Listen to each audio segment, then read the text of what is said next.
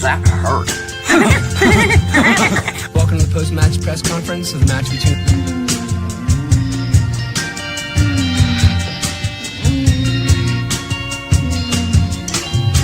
Sometimes people have sex in different ways. 65. And one way is a type of sex called oral sex. It's really good.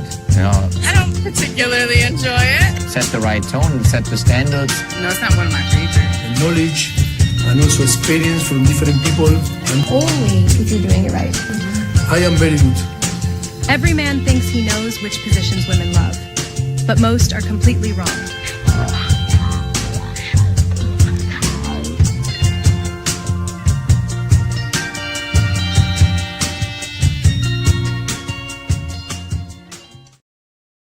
All right, welcome to Straight Red Card. We are back with a full slate of mishmash to discuss.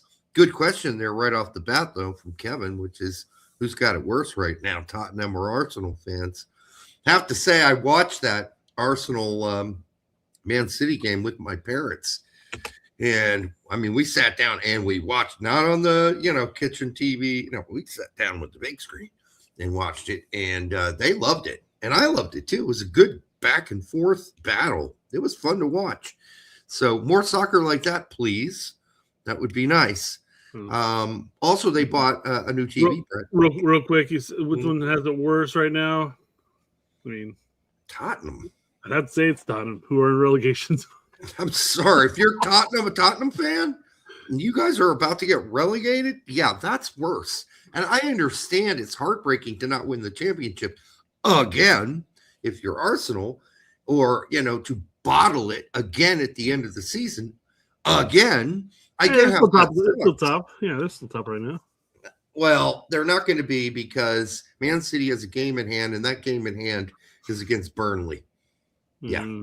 So they're going to wipe out Burnley. You believe in miracles. And then they will take the goal different. They will tie or go up 1 point. I can't remember. Either way, they're in first. So unless they somehow bottle it against Burnley after beating Arsenal, that's possible. I guess it is, but like 4 more weeks of games. Yep. So my parents bought the new. They bought a Roku TV. Oh. Okay, and they have YouTube TV. Yeah, YouTube TV now. But now they can watch our show on just normal YouTube.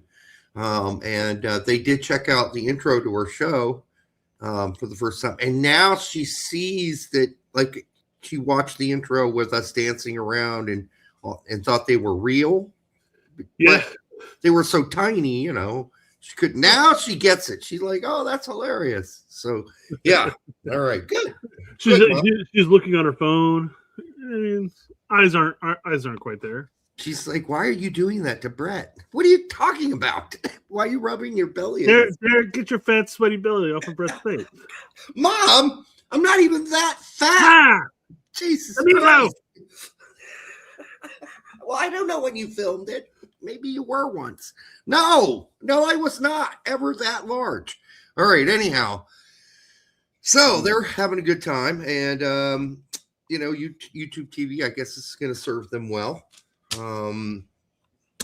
They're probably not going to get Apple TV. That's fine. Who wants to watch Apple anyhow, except for MLS, which is what I use it for. But I'm not going to watch Formula One anymore unless they fix those cars. And apparently they made steps towards that. So we'll see how that works out in Miami coming up. Otherwise, I did want to say I watched an old 1935 Rangers versus the Canadians in hockey. That sport was fucking brutal. I cannot believe the way they used to play. Dude, nowadays, when you get in a fight with somebody, you just don't smash them in the face with your stick. You throw off your gloves and you get into the fight, right? Yeah. in hockey. Not then. No, not this guy. Not in 1935. This Canadian guy just grabs the stick and goes whack right across this guy's fucking skull. Guy goes down. The whole teams break out in this massive fight. And it's not like the fighting now where they grab each other's shirts and punch each other, right? They're taking their skates off and trying to stab each other. They're fucking trying to kill each other. Like it's a totally different sport. And then get this, the fucking goalies are not wearing helmets.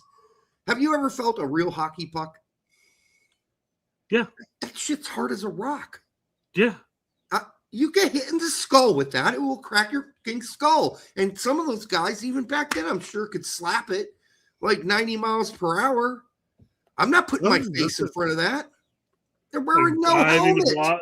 Block the goal. Like, bro, why'd you do that? You still have 90 more games to play. Whatever, we won this one.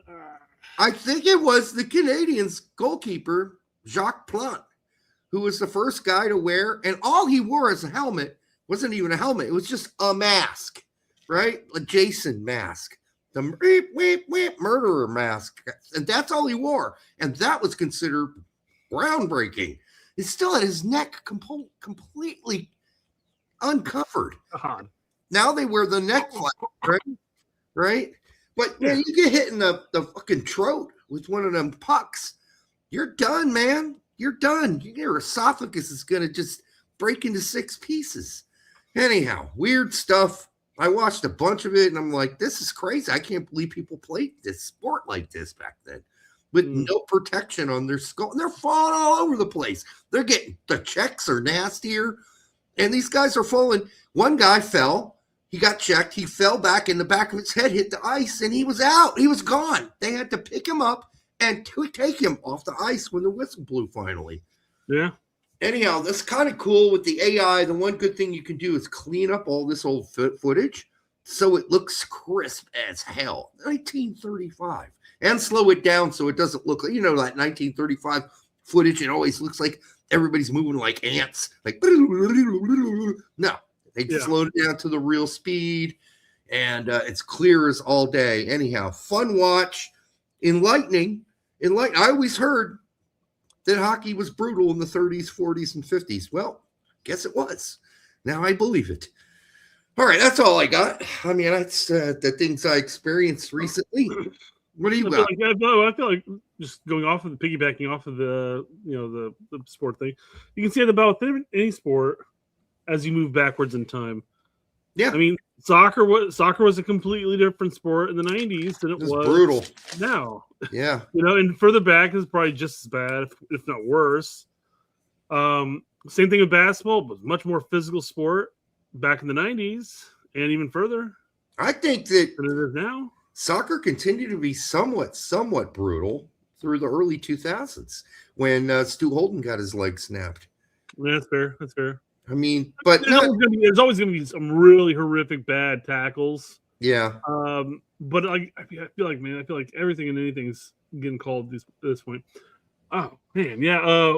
Speaking of which, this kind of works out perfectly for a little bit of a transition here. I wasn't even planning on this.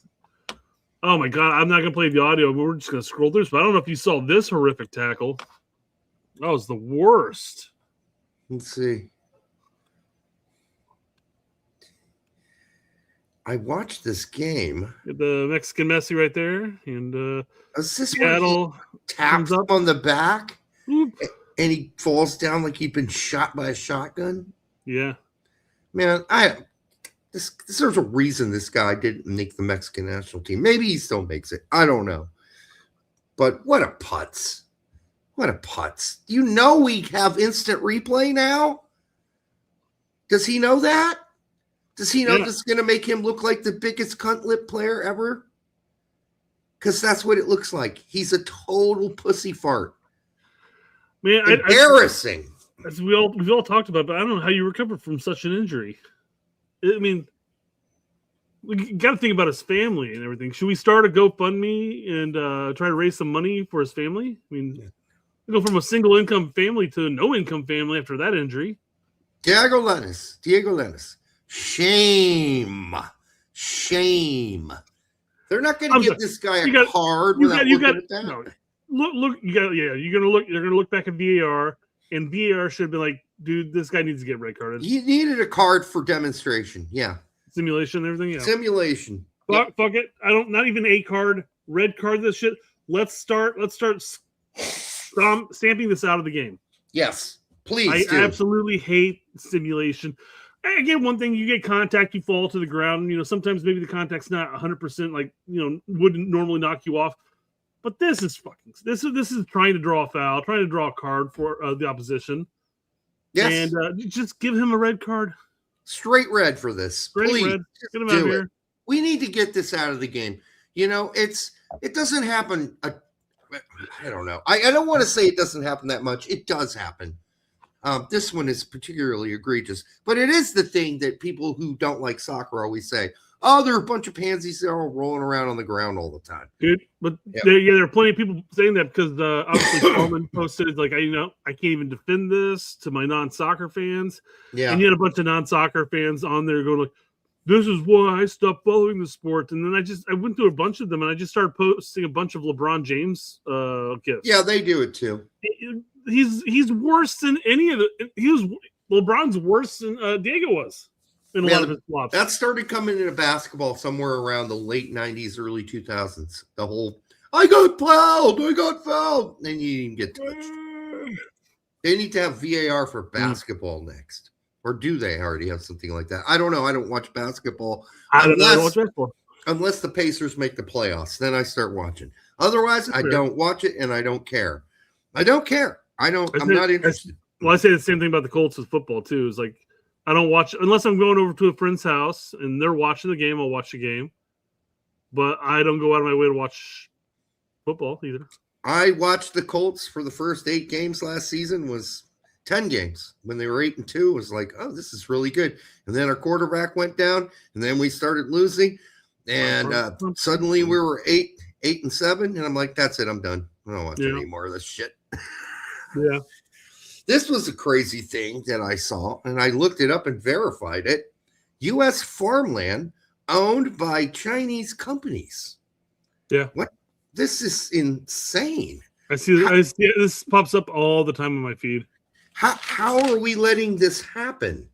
It was like how many? 300,000 acres or something? 367,000 acres? Almost 300,000. 300,000 almost. Yeah. Okay. Like, how much land do you think we own in China? None. No, but here's the thing. Anytime if we ever went to war with China or at least skirted the concept of that, the U.S. has all the regulations in place that they can just confiscate this land from those Chinese corporations. You would think, but I still don't understand why we're letting them do it and buy up all the pork companies in this country. Well, they're basically just buying farmland here, growing soybeans and all the pork and then just shipping it back off to China. Yeah, I mean, we eat their pork too, by the way. And they own most, and they're deep into the chicken stuff now too. So I don't know what we're doing here. I don't know who's been running our country for the last 20 years, but this has slowly been happening. And now this is what we got. It's kind of weird to have a foreign country owning this much land of the United States, own more land than citizens of the United States, many of them own. Seems a little creepy to me, but okay. All right. Mm-hmm. Yeah, no, it's strange. It's strange. Sure. As much of an adversary as they are, we're so intertwined with each other. I just don't understand. Yeah, I don't get it. They're supposed to be our biggest competitors. If you ask most people who study foreign policy going forward, they're our big competitor. Maybe a partner too in some ways, but very in a tentative, suspicious way. I don't know why you want the suspicious guy in your backyard. All right. Yeah. Okay. Well, greed is all too normalized in this country. Change needs to. Yeah, exactly. I'm sure the people who sold them that land made a lot of money from it. No doubt about it. And, they're the people with the most influence and the most power in this country. A lot of those big landowners, realty guys. So I'm sure the Congress and everybody else just turned a blind eye. Hey, no, he gives us donations. It's okay. Yeah. It's okay. All right. So I mean, All right. speaking of not internal, but external conflicts with the United States, you have the whole back and forth between Trump and U.S. and Spain. That whole ordeal is going. But you know what? If we ever were to go to war with Spain, all we'd have to do is send in a battalion of steers. Oh, God. They just love taking it up the backside. Holy crap. Now, listen, I don't know if you've ever been to a real bullfight. Apparently, I went to a real bullfight when I was 4. And I do remember parts of it, but not a whole lot. I was 4. And, we were Were you 4? I was 4 years old. And we were traveling Europe, my parents and myself, and baby Jason.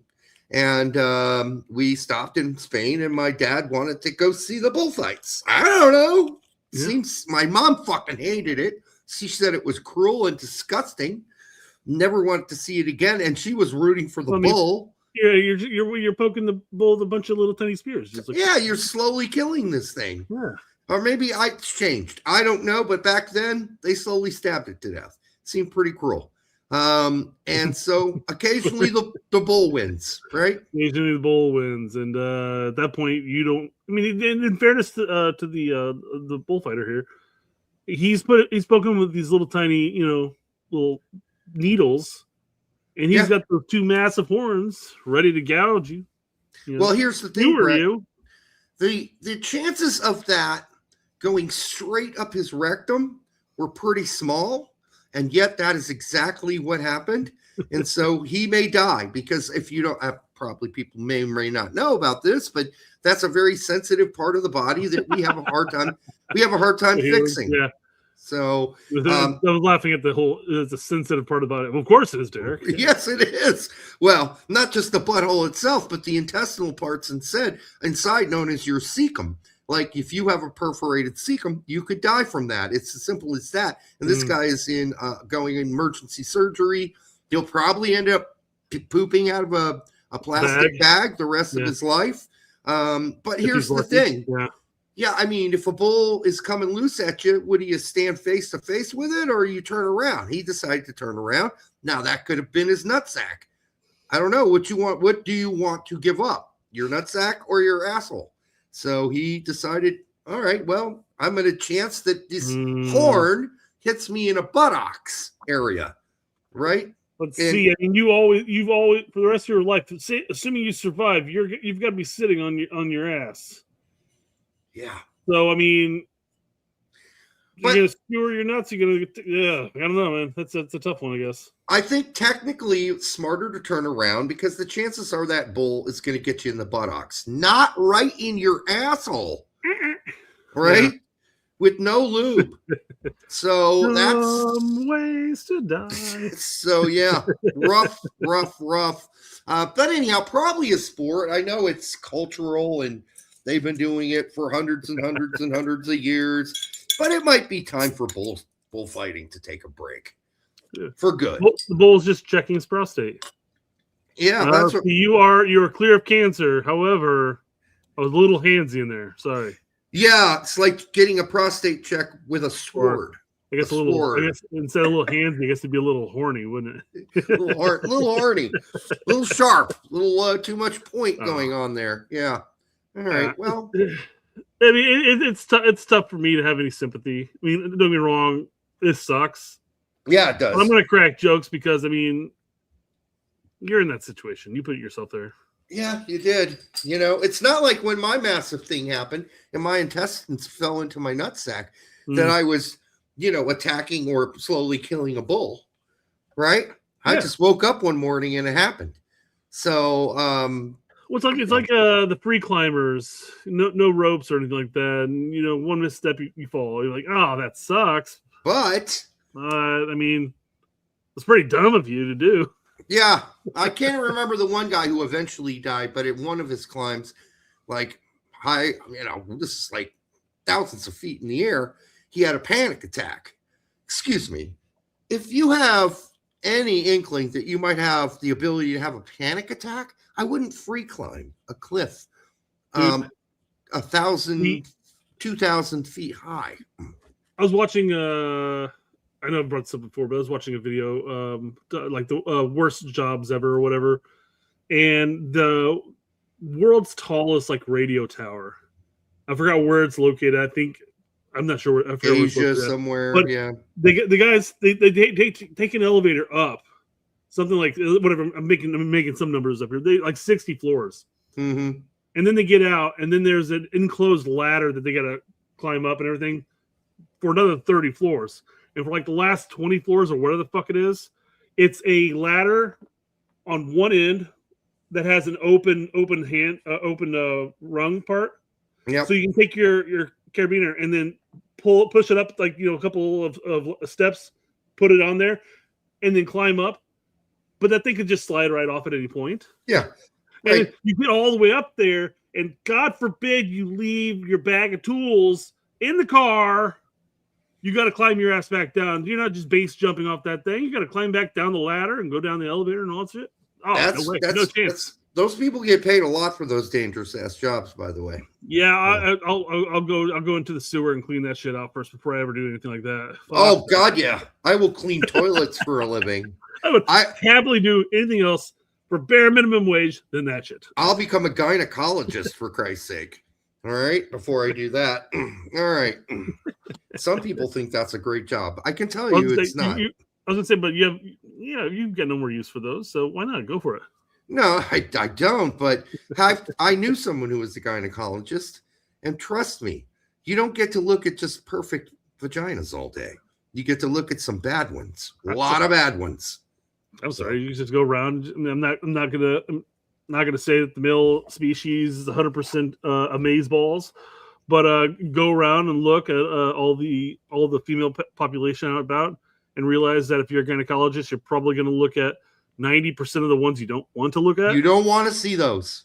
So exactly, yeah, and gross, just disgusting. Sorry, and so many levels, especially ones with so many gloves I can put on here. God damn it. Yeast infections, venereal diseases, pus coming out, you name it. I've heard the horror stories. Stories you never want to say. And the guy eventually, my friend, quit. He quit and decided he was going to do something else. So there you go. Joby says, I'd rather be a cockologist. Well, at least it's external, right? It's external from the body. You're not digging in anything that's disgusting. And most likely you're not going home and taking and looking at another cock, usually. Right. Like most people. This poor guy would have to go home to his wife after looking at stinky, smelly, disgusting pussies all day, and then have to look at his wife and go, oh, she's got one too, and hers is okay. No, hers is fine. God damn it, get the horror stories out of your brain, right? So it's got to be tough. Yep. Well, got to be tough. He said it was tough. Told me it's tough. Yeah. Well, I got a video here. We lived through an entire time period where people are like, I've never met a more toxic fan base than US Men's National Team Twitter. Yeah. And we're sitting there going like, what the fuck are you talking about? Really? Yeah, you miss big soccer? We go out and we post a post saying the Patrick Ajimon reminds us as Bambi, and we're like the toxic motherfucker, the most toxic fan base out there. You've never been to an Eagles game? I mean, you've never been to another soccer nation and followed them around. So like, you never been to like hooligans beating each other up in the stands? Yeah. So here's an interaction in England. Let's see what happens here. Mm-hmm. Is that Gary Neville? Gary Neville. Wanker. Just in public. Wanker. That's what you are, a fucking wanker. Jesus Christ. But listen. You. But we're toxic because we post some things that we don't think a certain players are good enough to play for the U.S. Men's National Team. But honestly, he's just being called a wanker.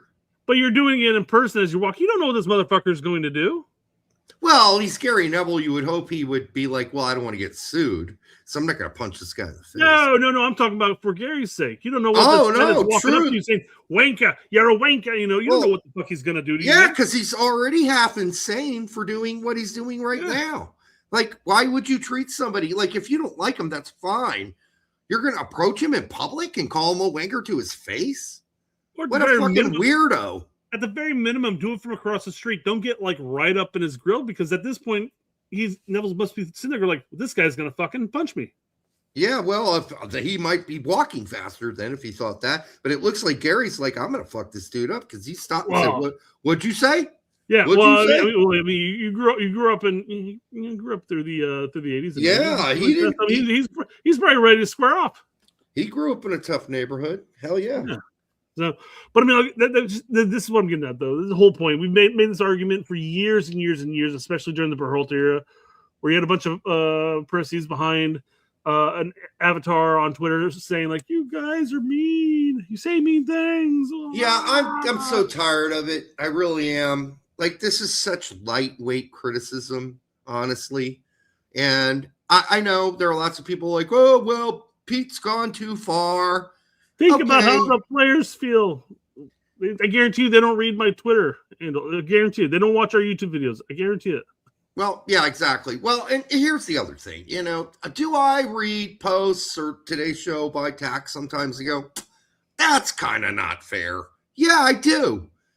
Like his post today where he's like, hey, guess what? Matarazzo, our best coach ever, and Pulisic, our best player ever, have never touched MLS. Okay, listen, I get it. You fucking hate MLS. I get it. I don't think that's a fair comment, though. I just don't. I mean, unless he's kidding, which I'm sure it's a little bit tongue-in-cheek there, right? But, and I'm all for criticism of MLS if it's constructive. Constructive criticism is what we do here. That post was just a troll. Yeah, I think it was. Yeah. But every once in a while, then, you know, if he's going to get attacked by a bunch of MLS boneheads, now we know why, right? He's poking the bear. He's poking the bear, right? So Tech doesn't care. Tech doesn't care if they. He doesn't care. After him. But if he's serious, I got a shit ton of interaction. Yeah, I would have a hard time doing that. I guess I'm not a really good troll. I'm too sincere. Yeah, this is why our Twitter handles are teetering around 2,600 followers for like the last 3 years. Yeah, we don't grow because we don't troll. We don't troll. Well, we do kind of troll. We do kind of troll. I get 2 or 3 new subscribers every day. I'm all right with that. Depends on the post for me. So yeah. All right. There's some days where I'll just get like 10 here, and then all of a sudden I won't see anything for a month. I am really good when people come after us. I'm good at that. Come after me. Please come after me. All right. That's great. I love when that happens because that's exciting for me. But other than that, nobody does. So I don't know. All right. Maybe somebody will someday.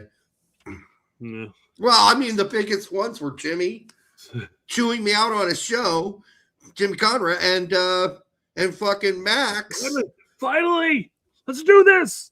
Max fucking saying we went overboard, calling him Bambi, calling Ajimon Bambi. And he now didn't call us out for that. He called us out without calling us out by name. He knew what he was doing. Oh no, I knew that, but I'm just saying he didn't say Derek and Brett for the straight red card. It's not right calling him Bambi, you know. Yeah. I don't know. I guess I'm just my constitution is born in empathy and sincerity. I have a hard time trolling. And then, unlike you, who you do troll it sometimes because you're sarcastic, but nobody knows you're being sarcastic. They just think you're an idiot. No, exactly. It's sarcasm, you motherfuckers. And I don't even bother with it. All right, anyhow. We just post like the Superman gif with the jokes going over his head. And... Yeah. Come on, bro. All right. Well, come on. It is what it is. Like, we'll just live with what we are. We can't change now. It's always painful when you know somebody that actually has watched our show will come in and think we're being serious about something. We're like, come on, guy. Yeah, seriously. Yep. All right. Yes, Lawless does troll a lot less these days. Seriously. When is the last Lawless troll post? I haven't seen one for so long. If you can find one, people, that's recent, let me know. Send it to me because he stopped trolling. All right.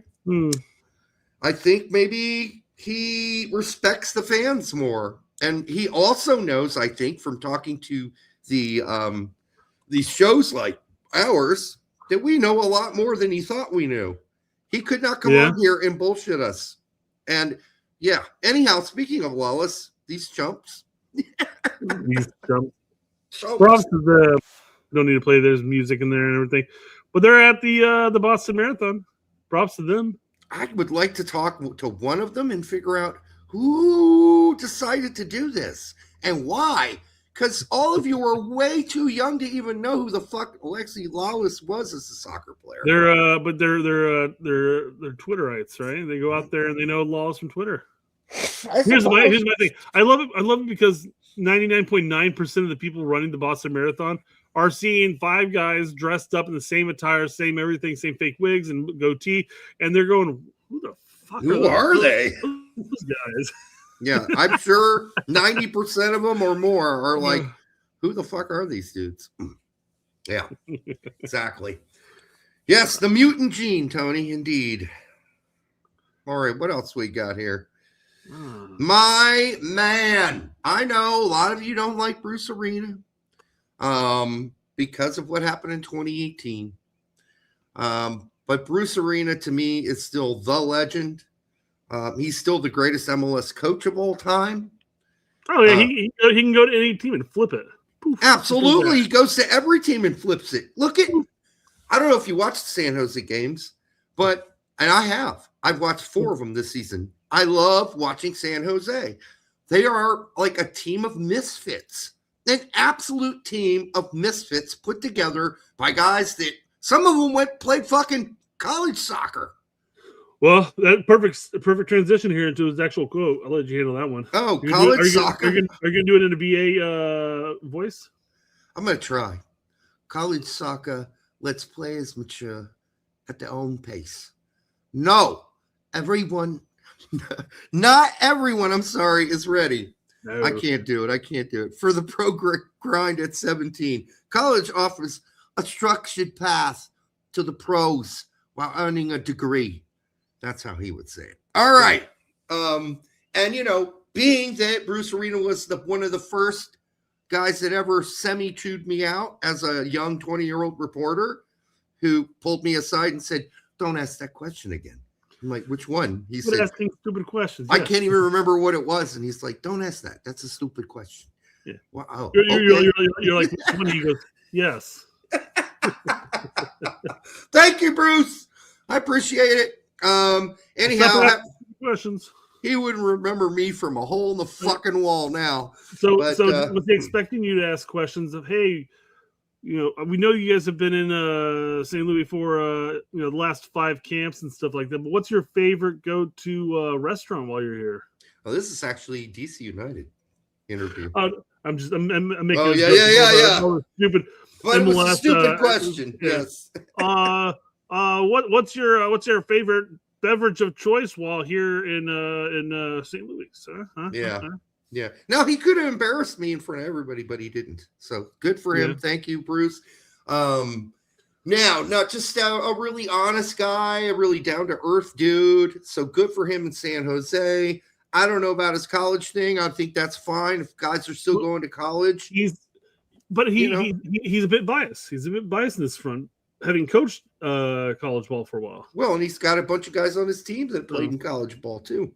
So and Uni and as far as I'm concerned, quite frankly, I would agree that yes, going the college route's not going to be the end of your career per se. And you may be a person like Patrick who went there for a season or 2, came out to MLS and then played a season in that quarter and then ended up moving over to England.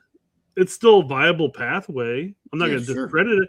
And hey, if NCAA ends up passing the rules where they're trying to make a soccer season like a 10-month season, then it'll be a really good option, I think. Oh, personally. And they want to make divisions in it. Yeah. Division A, Division B, Division C. Yeah. So if they can go that route, that's great. The promotion and relegation. Yeah. I will say the while earning a degree is a little not necessarily accurate because a lot of the players end up leaving after the first or second season. Second year, yeah. So it's a little facetious, but like great. I've got 30 credit hours. That's best. That's awesome. yeah. Arena's a little xenophobic. I know what you're saying there. I think xenophobic's a big word that's really heavily laden. I think he certainly has his biases. I don't think that I would go so far as call it xenophobia, though. It's just me personally. Xenophobia has a very heavy meaning. Is he biased? Yeah, I'd say so. But being that his parents are Greek immigrants, it seems a little weird to be that xenophobic, you know? No, Yeah. Just me. All right. Oh, on sad news, American goalkeeper Jonathan Klinsmann has suffered a broken neck while playing with Messina. I have not seen the video, but breaking your neck, fuck, that's serious. Was it like the first vertebrae? I think it was what it was. Yeah. Oh my god. So he will not be going to the World Cup, obviously. But sad for him, since Cesena has been fighting the whole season to get promoted or get into the promotion playoffs. And now it's over. I mean, they'll bring in the second keeper, but I'm sitting there trying to think, how would you do that? I mean, landing, I'm guessing. I don't know. I have to see the vid. Has anybody seen the vid? I wouldn't want to watch it, especially knowing what happened to it in the end.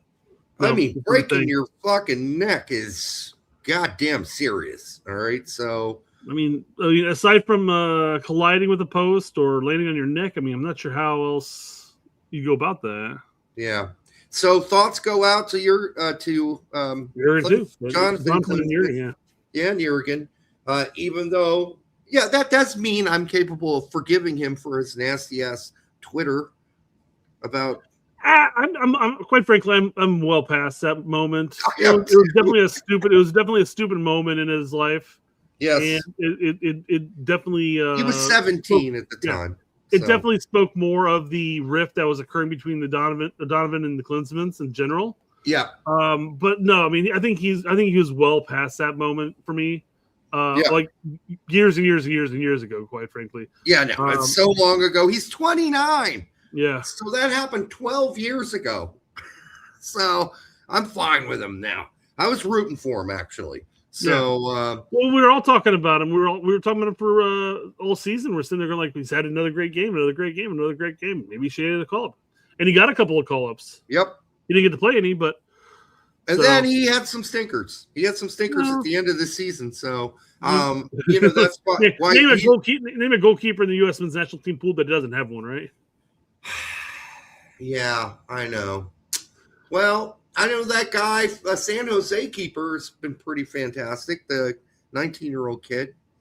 So maybe he's a bigger prospect than we think. Maybe we'll have to keep our eyes on that one.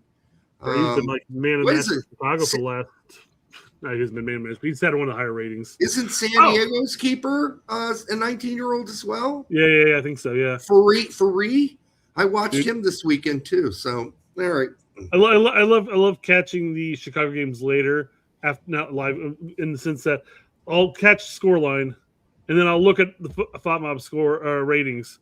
And it's like they tied Cincinnati 3-3, but Brady had something like an 8.5 rating. I'm like, Jesus, he must have made some fucking fantabulous saves. And go and rewatch it at that point. But yeah, I admit I have been watching some Chicago games because I know there's a chance Brady could be one of the goalkeepers. I'm watching the teams with players on them that might possibly either make the team at the World Cup or these youngsters. I've been watching the RSL games, the New York Red Bull games, and the San Diego games, watching these young kids.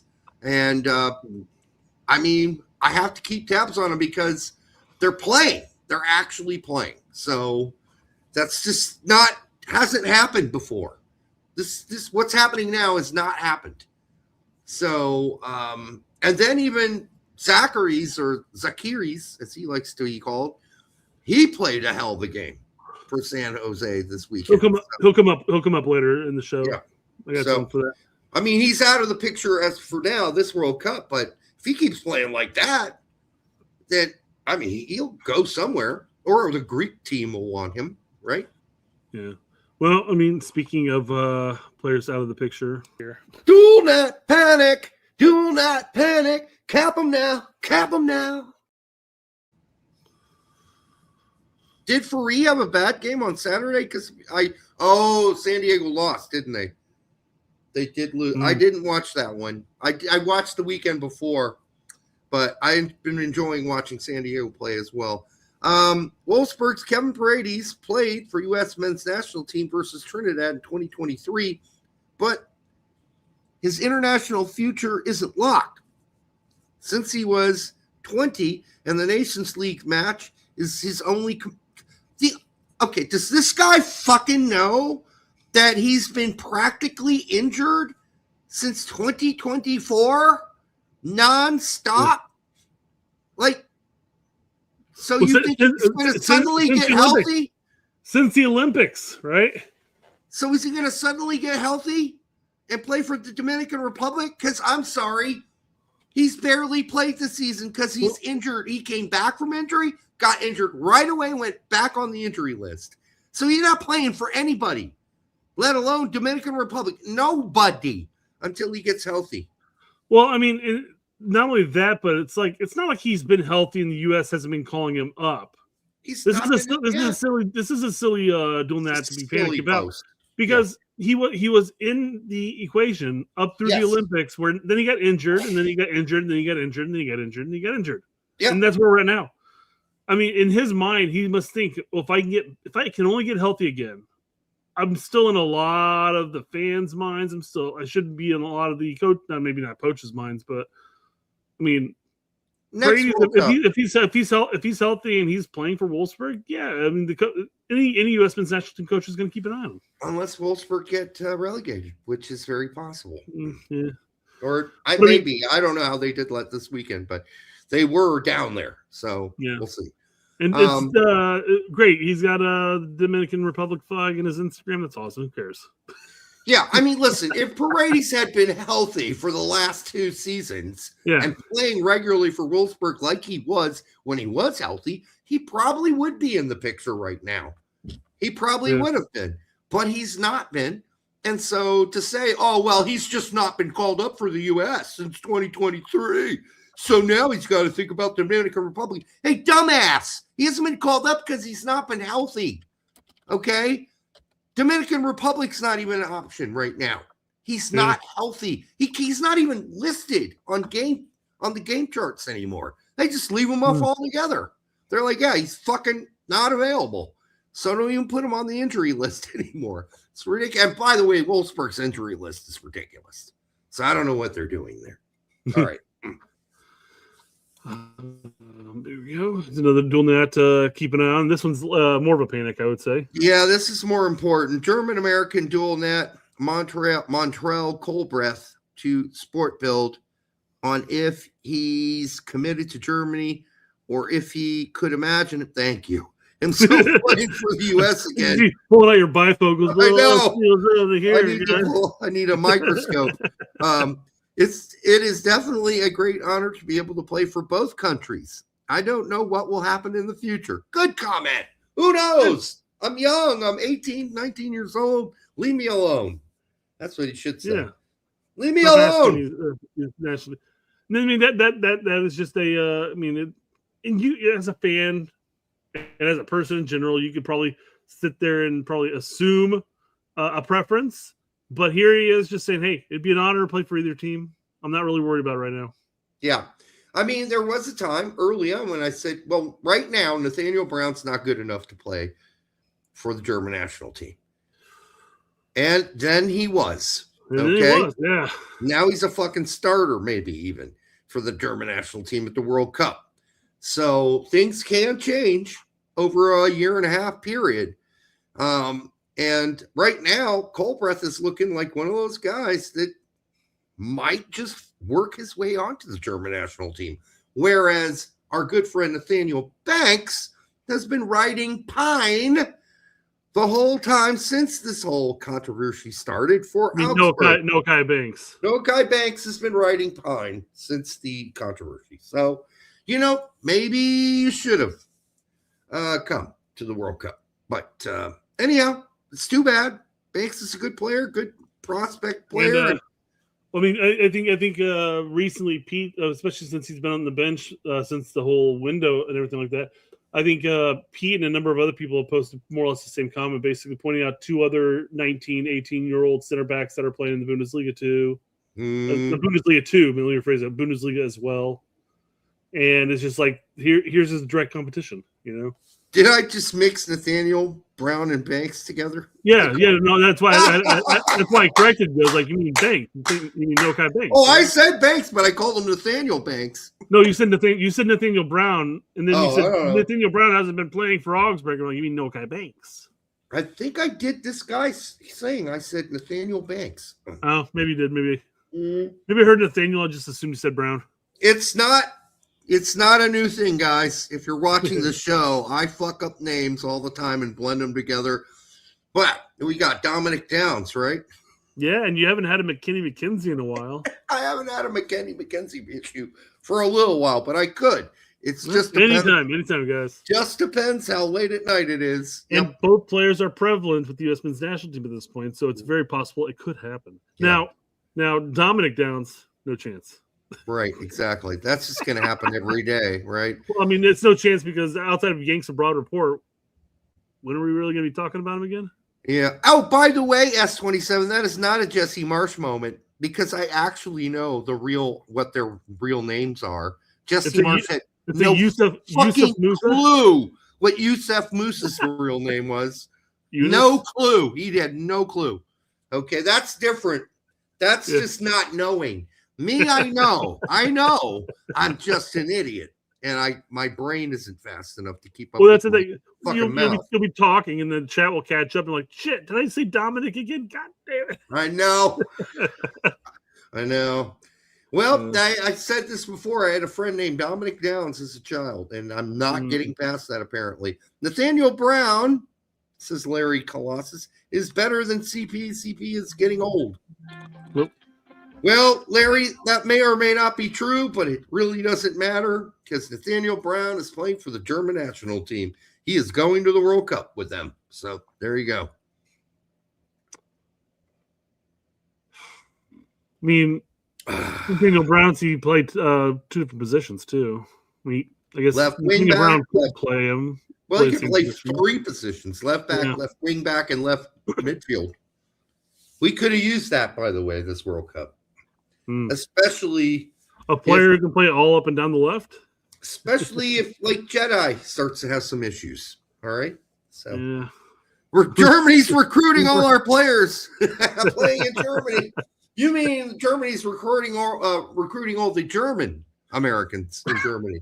Yes, it just so happens a lot of them are turning out to be really good. Nathaniel Brown's really good. Colbreth is really good. So I think, we picked Tillman at least. Thank God we snagged him early enough. We got Timothy too, though. I mean, we got the brothers. Sorry, I couldn't contain that. All right, and Timmy Chandler's still the jokester at Eintracht Frankfurt. He never plays. He doesn't play, but he's great in the locker room. I hear Larry. He's hilarious. All right, he is a funny guy. That's not even a joke. They say he is like one of the funny guys in the locker room. He's a prankster too. He's the German Weston. Kind of. Which really wasn't his thing when he was younger. He was really quiet and introverted. But he's come out of his introverted shell. Yep. All right, Germans are number 1. I hope they are number 1 if the Americans poop out in the World Cup. That would be my next team to support. So I know that but honestly, this is not the German teams I'm used to growing I don't know up. I don't know if I actually pulled up the super chat or we just talked about it, but yeah, thanks Larry for the or the not Larry, I guess, for the $2 Well, if you don't want to be Larry, having Larry Colossus as your name is probably where you need to fix some stuff. All right. What does it say? This is here you go, not Larry. Yeah. Why, Derek? You got to find another team than Germany. What? I mean, why would I not support Germany after the United States? My mother was born. My brother was born in Germany. My mother was born in Germany. Why would I not support the German team? My mom's German. She's German American. German American. She's German, which makes me German too. I spent the first 7, 8, 9 years of my life there, then left and went back. All right. Excuse me. Transfer news, transfer news. Who's getting monitored on transfer news? Who's getting over on transfer news? Transfer news. Everyone loves that transfer news but me. Whatever. All right. You're definitely not going to be able to read this, I imagine. Holy Christ, yeah. But yeah, apparently, I could have pushed this all the way to the main topic itself, but come on, whatever. Is this a post for ants? It's just a post for ants. I don't know what's going to happen if I try to zoom in. It works. It worked. All right. Oh, it worked twice. Aston Villa reportedly interested in Real Salt Lake's Xavier Gozo. Well, I could believe that, actually. I wouldn't go to Aston Villa if I were Gozo. I could tell Aston Villa to go fly a fucking kite, and I'd go play somewhere in Germany. That's what I would do. Yeah, go ask Michael Bradley about his time at Villa. Or you could ask Guzan. I mean, it could go either way, I guess. Fuck the Premier League. Do not go to the Premier League as your first step. You'll just go out on the Aston Villa loan army. They won't ever give you a chance. Okay? They won't. They just won't give you a chance. I mean, unless something's massively changed, or your name. If you went to Fulham, I'd go, okay, Fulham. That's a good place to go. They give Americans a chance. Bournemouth. All right. Maybe. But that's the thing, though. You're talking about players who have European experience already. Brennan Aronson played in Austria at Salzburg, yes, for a couple seasons. You had Tyler Adams, who was at Leipzig for a couple seasons. So, I mean, they were fully integrated into the European culture. It's not like they bounced to Leeds and were like, oh, this is my first experience in Europe. Aha! Right. Do not just bounce straight to the Premier League. Do not do it. Go ask a coffin full of players who jumped straight to the Premier League how that worked out for them. All right. Dempsey being an exception to the rule. McBride, by the way, before he went to the Premier League in Fulham, played in Germany. Okay, so it's not like he started in the Premier League. He played for Preston North End. Yes, I remember that. That's fine. But he went to Germany, established himself, then came back to the Premier League later in his career. Then he was ready for it. I think, goalkeepers are obviously going to be a little bit different in that situation too. Yes, goalkeepers, I'm not talking about them. Although it's not working out for the goalkeepers lately. Yeah, exactly. Yeah. So there's that. I mean, Dempsey's his own beast. One, he already had some World Cup experience under his belt. He's been a mainstay for U.S. men's national team. Yep. And he has that star mentality. He's going to go there and say, "Fuck you, I'm going to play." You know. I don't even know if it's star mentality because that has some sort of prima donna thing on it. He's just a fucking badass. He was a badass. Sure. Yeah. So. He wasn't like I'm a superstar or anything like that. He's like, I'm coming in and I'm taking over. I'm kicking your ass. That's Dempsey. All right, Barcelona 2170 for $10. While in the short term, dual nats are a good way to get good talent, we do need to improve our development here at home too. That would make it less of an issue. Seems MLS this year is trying. Cheers. No, the numbers bear out. I don't know if it's trying because teams aren't just playing these young players for the fuck of it, right? Yeah. They're playing them because they're good and because they can hack it. Now, I will say this, the numbers have gone down as the weeks have gone on. We started out, I think at 1.1, we rose all the way up to 1.25. Now we're at 1.22 under 23s. Starting per game per MLS team, it's not changed dramatically, so I'm not going to get all worked up about it. But yeah, Pete had a whole video out with good audio, talking about the U20 level of with good audio. That's a cheap shot. Well done. All right. All in jest. All in jest, of course. But no, he had a bitch of a time. I felt so bad for him. I know, right? Yeah. Yeah. But I mean, he had a video out talking about the U20s that are playing in MLS and how they're breaking records. And he breaks them down, and it's 3 teams. It's New York, it's Real Salt Lake, and I think it was San Diego. San Diego, yeah, or maybe SKC. Those 3 teams who are whatever it was, like 7 games in or whatever, had like some like 2,000 minutes. Yeah, pretty much each, of U20 players playing. And I'm like, that's great, that's awesome. But then you go down, you look, and it's all of a sudden it's like it dips from them getting like 2,000 minutes to like 400, 300, 100, 100, 100, 100. It's just like, okay, well, it's great that those 3 teams are really laying into it. The youth, they're developing players, they're pulling them out, they're actually performing. But where's the development coming in from the rest of the league? Where are these other players, these other U20s? We talk about the U23s because you cover the U23s in your thing. But even then, if you look at it, there's only like 2 other teams that are like that average somewhere close to 3 U23s. You want to know why I include U23s? Because I'm sorry, that's still, you got to give teams credit for developing talent they're still using. Yeah. That are still somewhat young. And so if you're 22, and most of those, by the way, the U23s that are included in my count, they're like 21, 22. Sure. Okay. They're not 23. They're 21 and 22 years old, 20. So I don't know. I couldn't cut it off like he did. He only did teenagers, 19 and younger. I'm sorry. I got to include the other guys because the other guys are goalies, okay, and center backs. Center backs develop later. So that's why I wanted to include 22, 21-year-olds as well, because you're not going to get a 17-year-old center back starting usually. They take more years to develop. So, and to grow. Right, fully grow to their 6'3", 6'2", or whatever they're going to be. I mean, shit, just look at when it comes to Chicago. Look at Cups. Cups notched something like 400 some odd minutes last season. Yeah.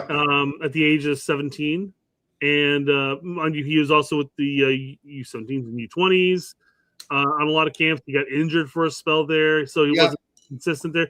But then Chicago and Berhalter went out and got some stuff from South Africa. Now Cups isn't going to see much. What a fuck! That fucking just irritates me. So I will say this. Yeah, I mean, this is why I'm watching more MLS because there's a lot more young players to watch. Actually, watch play at RSL too. Come on, that's just exciting. I know Gozo's like 21 or whatever. How can you not include Gozo in your list? There, it's right here. 18-year-old. Sorry. Yeah. Well, who is the guy he didn't include in the list because he's 20 or 21? There was some guys he left off. Now, he mentioned them at least, which is good. But I just think that I'd expand that list because I think this is a change. It's a sea change from the norm. And so that's why I include older players because some positions, goalkeeper, center back, take longer to develop. And I think it's fair to say that a 20-year-old center back starting every game is kind of an impressive thing, and we're seeing it. So there we go. Yeah, I'm excited about Gozo. I don't think going to Aston Villa is the answer. Do not do that. Please do not. Go to Germany. Yeah, go to Germany. Go to Holland. Go play for Ajax. Right? Yeah. No, but here's the other problem behind all that is that will Real Salt Lake look what's in the best interest of Gozo, or will they just go for the highest bidder? I mean, Chicago did that with Chelsea, and I'm sure Gaga liked the idea of going to Chelsea, but it wasn't in his best interest to go to a team that's just going to loan your ass out forever. At Miazga. Like, we could go down. There's a lot more than just those two. Those are just the Chelsea guys. Yeah. All right. Look at homeboy goalkeeper at Colorado. That didn't work out very well. For Stefan at Man City. I mean, yeah, it's fair too. Yeah, I mean, he did have some spells. He had one decent season in Germany. Yeah. But then he suffered a bunch of knee injuries and he was sidelined a bit. So yeah, but in the end, it didn't work out for whatever reason, right? So if I'm giving Gozo good advice, and maybe they're not going to get as money as Aston Villa's going to offer, but shit, man, go to Stuttgart, go to Frankfurt, go somewhere where they're actually going to give you a chance. I used to say Dortmund, but I don't know about that anymore. But then again, maybe it wasn't Dortmund because Reyna got 20 minutes for the first time in forever this weekend. Well, you said that as a negative, and I'm looking at that as a positive. Well, here's the weird thing: Joe Scally scores and plays 90 minutes almost every game. Sure. And if you're Reyna and you're thinking about the time you played youth camps together, and Scally was like, no one's like small teams scouted him, where the big teams were all salivating over Reyna. And now you're a bench player. Scally plays every game. He's scoring. He's got a few assists and some goals this season. You're thinking to yourself, what the fuck is going on? I would say, having gone back and watched the minutes with Gio, there was he should have gotten an assist in that game. Yeah, and they would have won 2-1 in the end. Yep. He made a nice little outside of the foot flick over the defense, and the guy fucked it up. Yep, hardcore. Now, mind you, it would have been nice if Gio could be on the pitch when they're actually vying for some offense and they're actually trying to score goals. Whereas he came in and they practically parked the bus for the last 20 minutes there, trying to get the 3 points, because that 3 points was important to get. It was. Now fucked it up in the last fucking play. They did fuck it up anyhow. I would say this: he needs to have a coach, and this coach is probably going to stick around. So I guess he's going to have to get used to it. Who understands how to use him. And I just don't feel like this coach does. Because there is no way, if you're looking for a goal creator, that the other guys that he's playing at the center attacking midfield spots are better than him. I'm sorry, I watched the game. I'm not that impressed. Generally. It's one of those things right now, though, because the coach now has been with the team. He knows the players, and he's staving off relegation.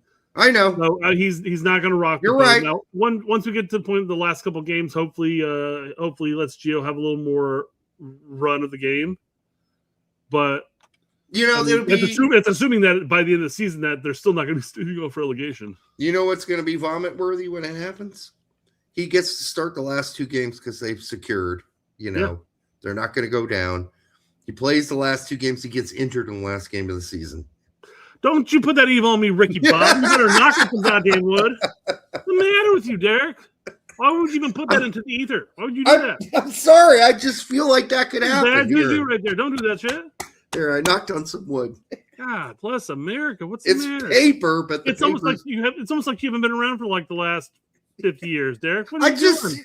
I'm sorry. That's kind of what's been going on, right? Seems like forever. Yeah, so. Look, S27 says you're canceled for that, Derek. Stop. You're out of here. I don't want it to happen, people. I just feel it in my bones sometimes. Not my bones with an S, not my bone. All right, here we go. All right, let's move on. I love Gozo. I'm a Gozo guy. I made a post.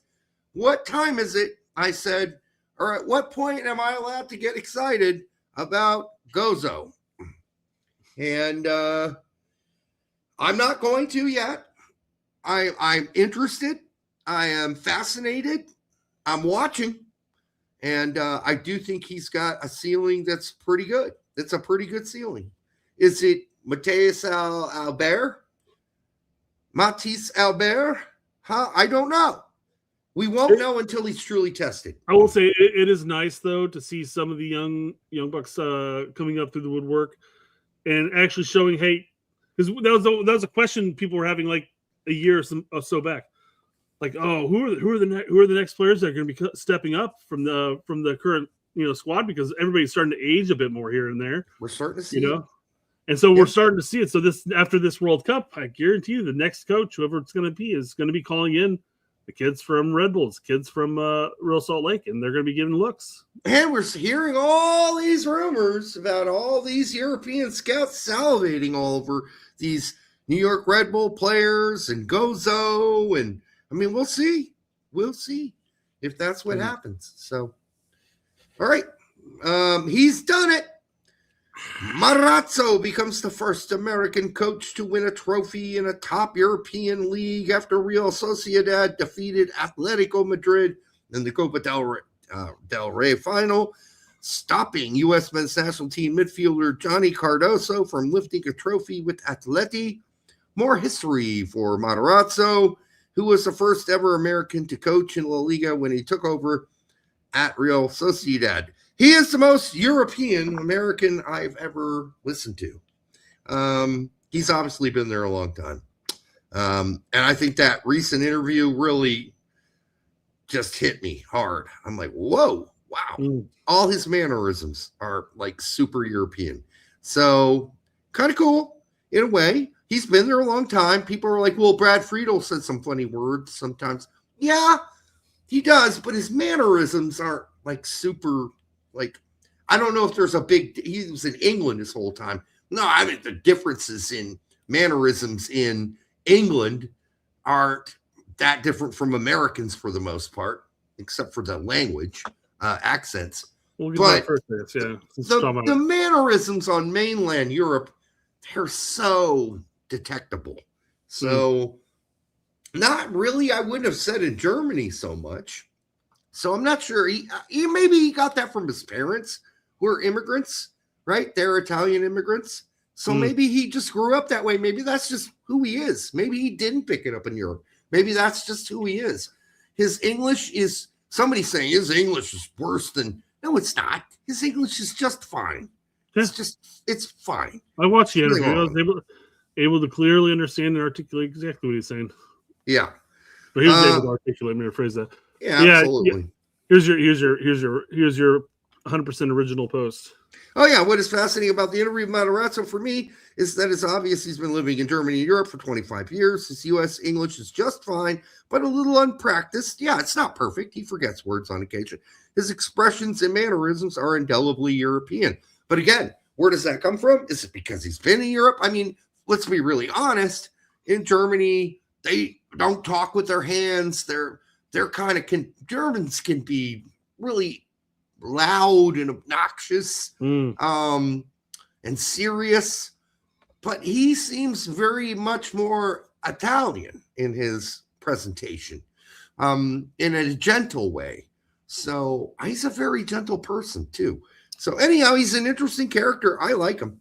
Well, Ball says arrogant English fans will call him a Yank, though, and say he knows nothing about football. Well, then they're just arrogant English pricks, and that's nothing new. So there's that. But then U.S. National Team Otaku will say, and then there are arrogant people saying he's not American because he has an Italian name and not an Anglo one, despite being born and raised in New Jersey.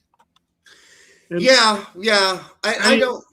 Yeah, I don't know if you go around the United States, and the whole Anglo name itself doesn't seem to be panning out as far as you hear somebody's name and you're, well, that doesn't sound like a very American name. What the fuck's an American name? Yeah, exactly. What is an American name? Seriously, come on. That's ridiculous. But his point stands. People will look at that and like, oh, what is he, Italian? Yeah. Anybody met Mike Krzyzewski? All right.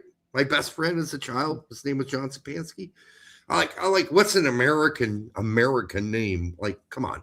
But I will say it's not a typical, like, English, Anglican, Anglo-Saxon sounding name. At the same time, as we now research the history of Italy and how the invasion of Italy or during the Roman Empire happened, where you got all these different tribes pouring in there from all over mainland Europe.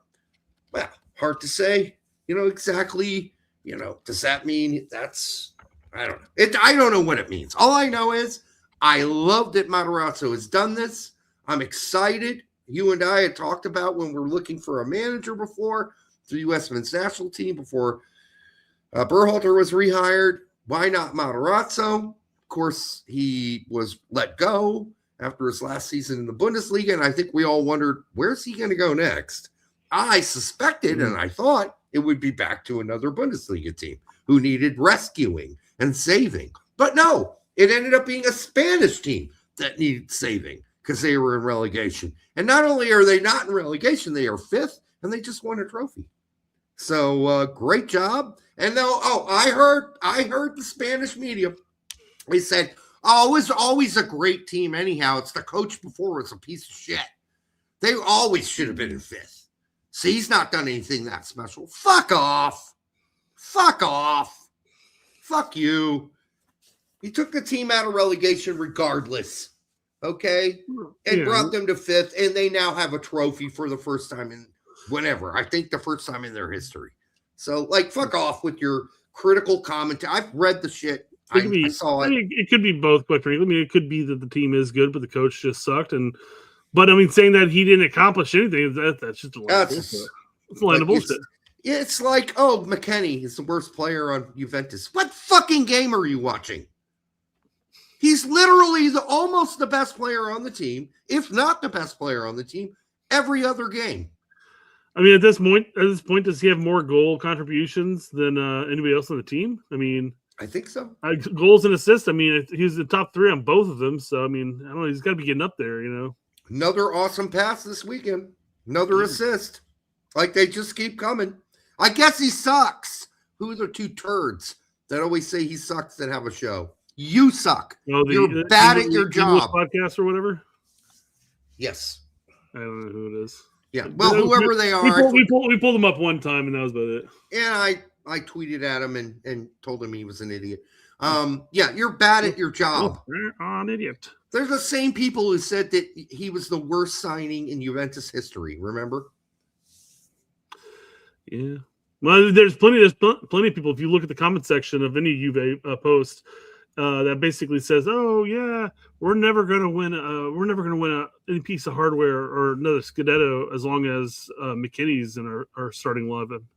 Yeah, no, but how about you fix the other holes first before worrying about him? Yeah, how about the other players on your team who are dick? All right, fix those guys. John Brooks is probably the most American sounding name. It's very American sounding because his dad's American. His father's American. I think his father's name is James Brooks. He's an American soldier, or was retired, of course. Anyhow, that might be wrong. James? Is it James? It doesn't matter. His dad's an American soldier, was, or I'm sure he's still alive and lives in the States somewhere. Anyhow, it's the common thing. American soldier, stationed in Germany, marries a German woman. They have kids. They get divorced. He leaves and goes to the next place he's supposed to be at as a soldier. And then it's over. All right. What else we got here? The tale as old as time. Yep. Larry for $2 says Haji's greater than Saj. Larry's revenge. Never saw it coming. Never saw it coming. I think after the first 5 games of the fucking Norwich season this season, we all saw it coming. Sargent had a prolific drop-off. Norwich had a Norwich. Sorry if I pronounced the W as it originally was pronounced. Had a prolific drop-off. Then he left, and they had amazing rebound. And Sargent's done all right so far. He started, 2 games so far? Has a couple goals, or 1 goal at least, a goal and assist. All right, he's doing all right, but he's gone. Sargent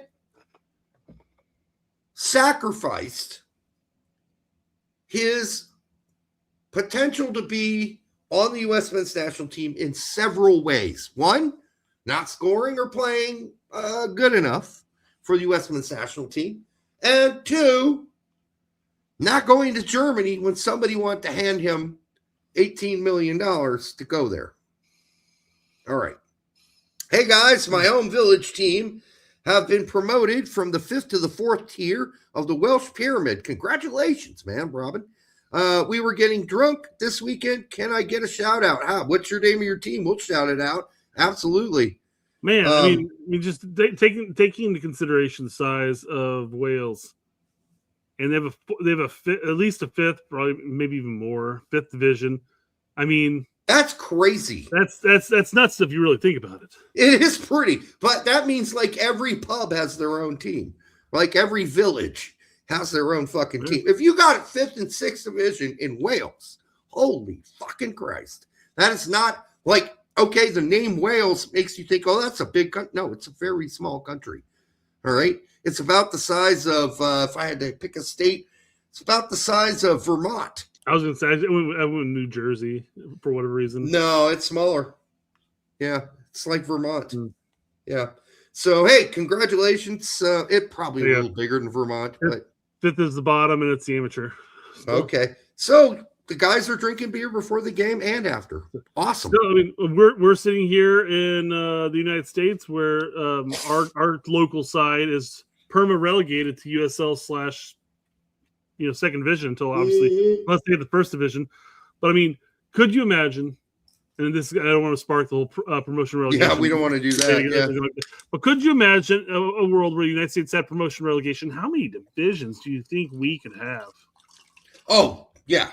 It'd be crazy. You'd almost have to have like a certain number of divisions and then regional divisions. Yes. And within those regional divisions, you have divisions. So Germany already does that. Okay. Yeah. Germany's a great example.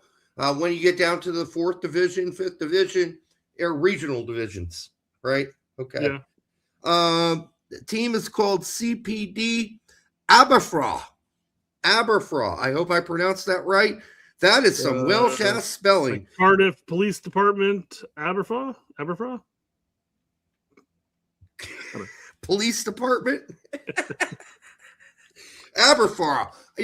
That's the crazy thing when you do like a Google Maps tour of, I don't know if people do this. I do it because I'm sick. But I go and I just put myself in a small village in Wales and I start driving the car around the town. And then I go outside the town and you look at the name of the towns. You're like, fuck, all these town names are in Old Welsh. I can't pronounce half of them. It's crazy.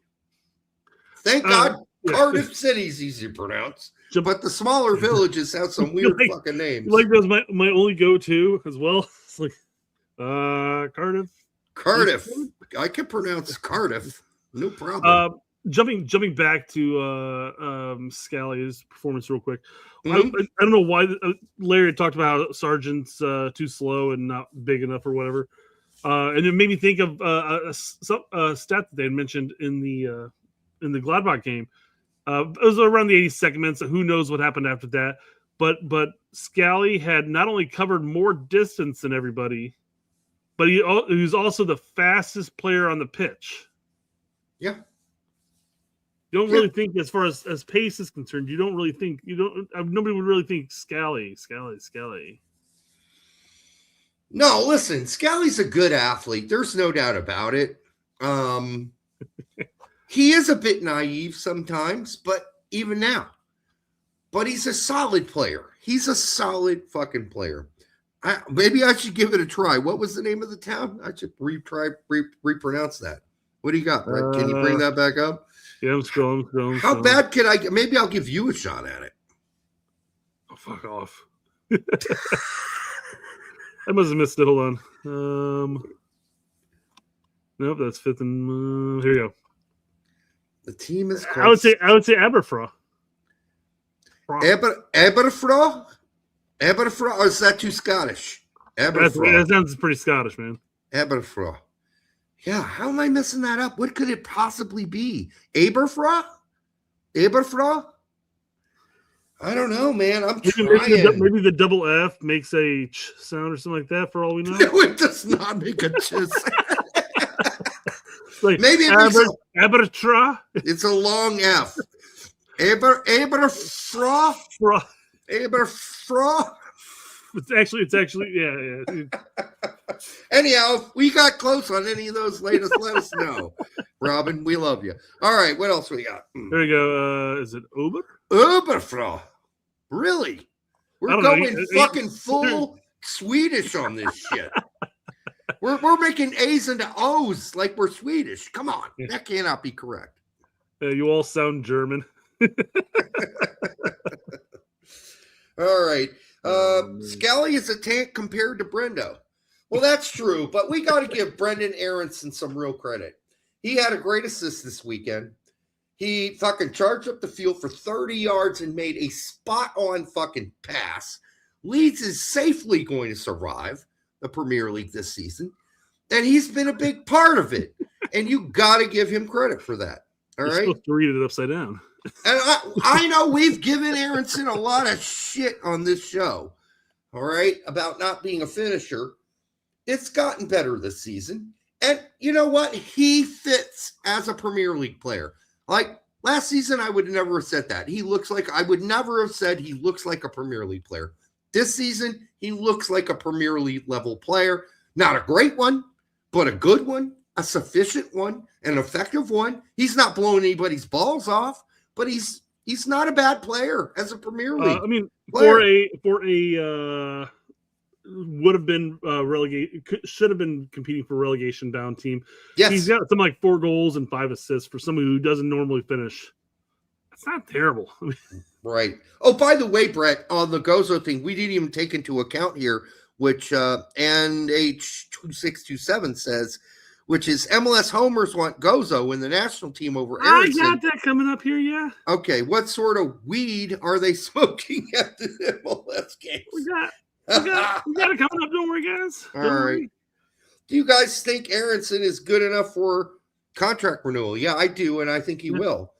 I don't think he will be part of the U.S. men's national team after the World Cup. I think there will be better players. It could be so. Or Aronson continues to adapt and become a wiser. He's not going to get any better technically, but he could become a wiser, smarter, raise his soccer IQ as he really figures out the Premier League. He's also only 25. He's only 25 years old. Like, he's got a bunch of decent years. If somebody's going to overtake him, they're going to have to be really talented. Well, he may find himself in the similar role that he is now, where he's not necessarily a key starter for the U.S. men's national team, but he's a bit player coming in. As somebody said, as a grinder. He's a grinder, and he's on grinder. No, he grinds out there, right? Yeah. Not the way you and EB do it, right? But grinding is in being really tough out there and playing hard, right? Well, you might play hard in that one too, but whoa. All right. We're gonna move on to a new topic here. I don't think I need the audio for this, but U.S. Soccer and FIFA are amping up their marketing for the World Cup. Okay. This is a professional streamer named Sneeko. I'm not sure if you're familiar with Sneeko. No. Neither am I. I know of him. That's about it. Sneeko. Okay. So here he is walking through New York City, I think it is. I don't know. We'll know soon. But he's walking. He's walking. Got a dragon on his chest, but he's enjoying life. He's enjoying life. What's that right there? It's Christian Pulisic. Boom! But he got beat up though. Oh my God! What the fuck happened? Oh, he's live streaming, and some chap just came up and just clobbered the shit out of him. Why? Right in front of Pulisic. Feed the dream. What dream is he feeding? Why did this guy hit him? It's people do that shit to live streamers and stuff like that, walk around places. I don't know. Maybe he doesn't agree with any of his political takes. I don't know. Oh, he has political takes. Okay. So. Well, I mean, if you have some crazy political takes, I'm supposedly, and you're public about it, somebody might smack you in the face. I mean, this world's that way now. It's fucking crazy. All right. It looks like he's getting clotheslined more so than actually. I mean, obviously his head moved when he got clocked. But I just love the fact that Pulisic's back there and says "Feed the Dream." What a great commercial this was. Does he drop his phone? Oh, I don't know. Let's see. Oh no, he just gets taken down to the ground. Taken down. Yeah, it wasn't even much of a punch. It's just like grab him by the throat and take him down. Does he punch him afterwards? Let's just do the whole thing. Somebody reached down and grabbed his bag. His camera guy went down, but boom by the bag, I guess. Okay, that's all we could see. I'd like to know because he doesn't seem to expect this coming. So obviously he's made some enemies somehow. All right. Well, that's assault last time I knew. Yeah. Yeah, that's not. Yeah, that is an assault. That's an assault. Listen, I don't care what he fucking believes or what he says. You're not allowed to fucking take somebody out for their beliefs, regardless of how you feel they are. I mean, we got commentaries and anti-Semite. I don't know what he is. I don't care. You can't punch him. Okay. Yeah. It is a weird sucker punch turned into a takedown. Why would you want to do that anyways? Because he's got a posse with him. He's got at least one camera guy. Yep. Actually, I don't know if he's that camera guy, if he's holding on to a selfie stick. I don't know, one of those two things. But still. No, it's a camera guy, I think. Because he's got his own camera, and that's not the perspective we're seeing it. Oh, yeah, good call, yeah. Yep. I mean, it could just be some random weirdo that's following him around. Maybe he wasn't actually streaming or anything. Let me see. Just boopy-doo-boo. Keep going.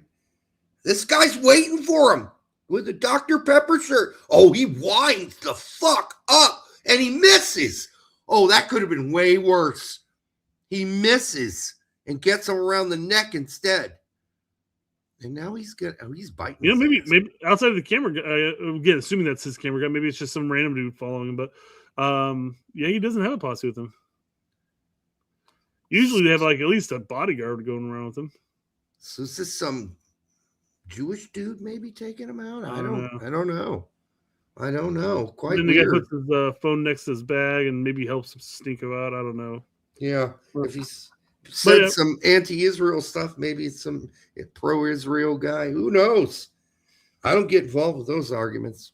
It's just, you know, that's like telling the Serbians they're not going to get out of the fucking group, right? Yeah. You don't get involved in that conversation. You just stay away from it. Well, we're young and dumb, right? We were young and dumb, yeah. No, hopefully we don't get any death threats this year. I doubt it. Even though a lot more people probably watch it nowadays. But yeah. All right. Let's move on to one of the bigger news stories that came out. You mean Gozo? No, not Gozo. How did we have a whole segment about Gozo and then not talk about it? I thought about jumping down to it, but I'm like, I don't want to do it at 58 minutes. I didn't want to do the main topic. Well, shit. All right. Hold on, real quick, 1 second. Thanks for the 79 cents pound pence for the super sticker. Pence, pound, whatever. I'm just making shit up. It's the equivalent of $1. Nice for 99 cents. Yeah. Thank you, Robin. We do appreciate it. Hope all's well in Wales. Unlike our friend Tack, he gives the buck. I'll go ahead and pull up his next comment. Hot take: U.S. fans overly shit on Aronson. He fought tooth and nail in the lower leagues and now is at least a decent lower premier Prem player. The few U.S. forwards are on his level. I mean, he's not really a forward, but yeah, I get what you're saying. He's sort of an attacking midfielder for us at best. Certainly not a forward. Well, I mean, unless you're counting him playing out wide, which I hope we don't do at the World Cup. But yeah, I mean, he's a tough guy, man. You're right. He fought tooth and nail. You're right. Yeah, I mean, he's a different player than he was from the first season in the EPL that he played. Yeah. Where it was like every bit of contact he was falling down. He looked like a child. Every week, because Derek and I watched every single game of those. Every week, Derek would just be like, dude, what the fuck? You're not going to get that call here. Get up. Stop falling down so fucking easily. Yep. And he's muscled up. He's manned up. Not muscled up. He's still about 98 He put on a little weight. Yeah. He put on a little. He's definitely figured out the name of the game, and he's doing better in that sense. So right. You know, he's not going down like a fucking buckshot hit him every fucking 5 seconds anymore. He's standing up. He's staying up. He's fighting to stay up now. Yeah, I mean, he's a grinder, as somebody else said earlier. He's a tough player. He doesn't ever give up. He'll run until he fucking pukes. And then occasionally he'll give you a bright moment or two, like he has this season so far for Leeds, just at the right time when they need to assure that they stay up. And they're going to stay up. And he's a big part of it. Let's not fucking fool ourselves. To say that Brendan Aronson isn't a big reason that team is staying up would be unfair to Brendan Aronson. He's put in the work. And he's not the only reason. There are lots of reasons Leeds are better this season or good enough to stay up. But, listen, he's not our starter at the World Cup. Okay, he's not. He's not going to start at the World Cup for the United States. But he should goddamn make the team. All right? Yeah. And people saying he shouldn't, just start watching. They're not watching. They're not watching Leeds. They don't know. I feel like most people are saying that are just taking into consideration his past performances. And we made this argument when it comes to a player, somebody like Roldan. You know, you can go back and say he hasn't outside of that one game, he hadn't scored or assisted in like the last 40 or whatever it was. Yeah. I'm like, you can't talk. I mean, can we really sit there and focus on games that were 4 or 5 years ago or whatever? At this point in the conversation, Not now. You gotta look at a player even like Rolon and make your assessment of as far as how he's playing right now.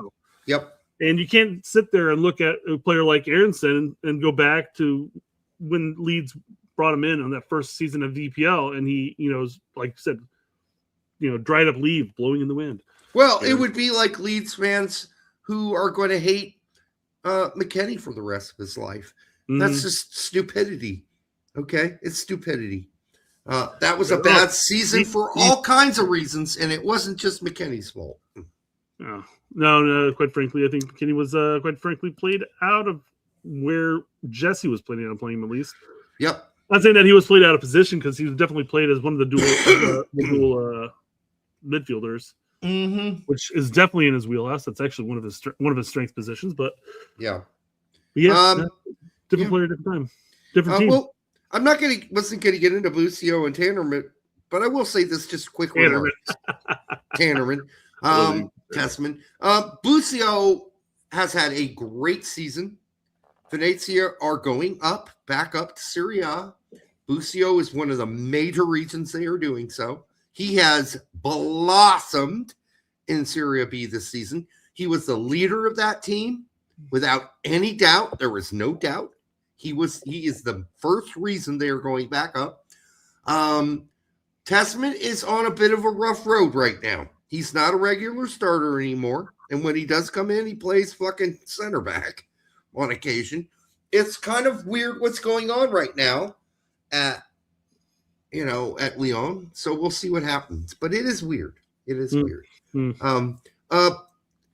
This is El Dinter. This seems like somebody that's been here a long time has changed their name. Well, no, everybody on YouTube has a stupid their email handle. Okay. So whatever their YouTube handle is, what it is. Instead YouTube of their name. Yeah, you used to be able to go in and change your name and everything like that, but it's all just the handles. Oh, they stopped allowing you to change your name. Yeah. For why? They're assholes. Well, so nobody can do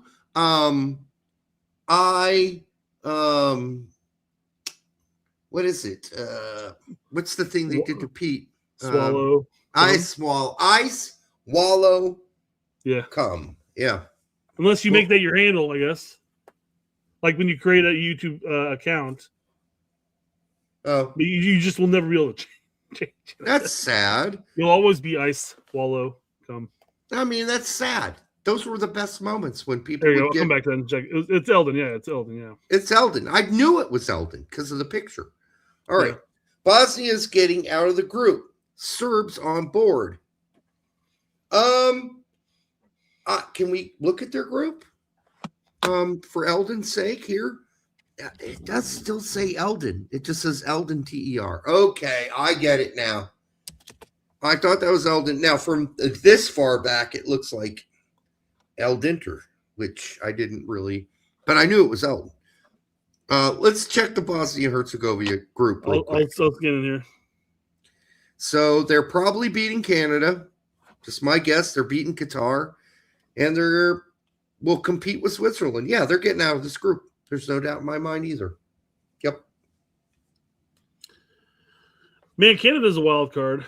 I mean, this group is eerily similar to like ours in the sense that I'm looking at this going, well, at least 3 of the 4 teams. Maybe, I mean, Qatar could be crazy about something, but I could see Canada putting up a performance and getting out of the group. I definitely see Switzerland getting out of the group.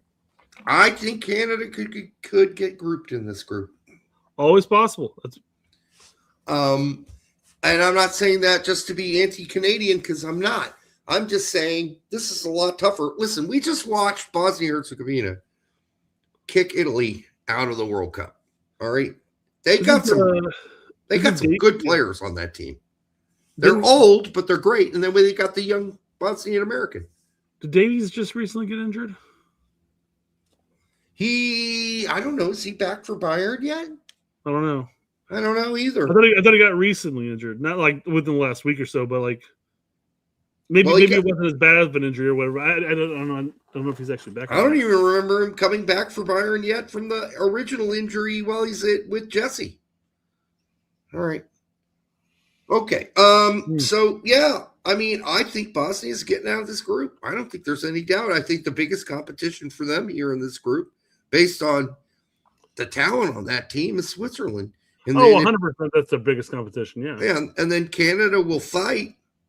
And Qatar's not going to lay down. They're not going to lay down. So, so this will be tough. But I think Switzerland, Bosnia, then Canada, and then Qatar in order. And technically speaking, Canada finishing third could still get them out of the group. Mm-hmm. So there's always that. Or not. Or not. Yeah. Or not. Yeah. They got to score some goals. Julian Vivas for $199. We love you, man. What do you guys want as coach for the U.S. men's national team after the World Cup? Who? I mean, I know who I want. I want Pellegrino Matarazzo. It's not going to happen, but it's not going to happen.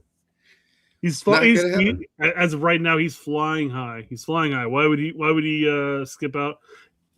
In that interview, he talks about how he loves the day-to-day grind of club coaching, whereas with the national team, it's more like a monthly activity or whatever. It's not like the day-to-day grinding with players, you know. He's not old either, so he doesn't have to do the next one. He can wait for the other one after 8 years from now, right? He's not an old man.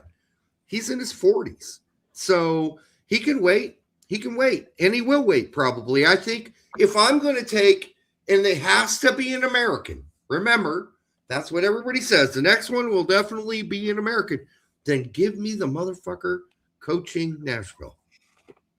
Okay, give me our guy back. Give me BJ back. BJ Callahan. Give me BJ Callahan back. He coaches Nashville, right? Yeah, let's get BJ in there.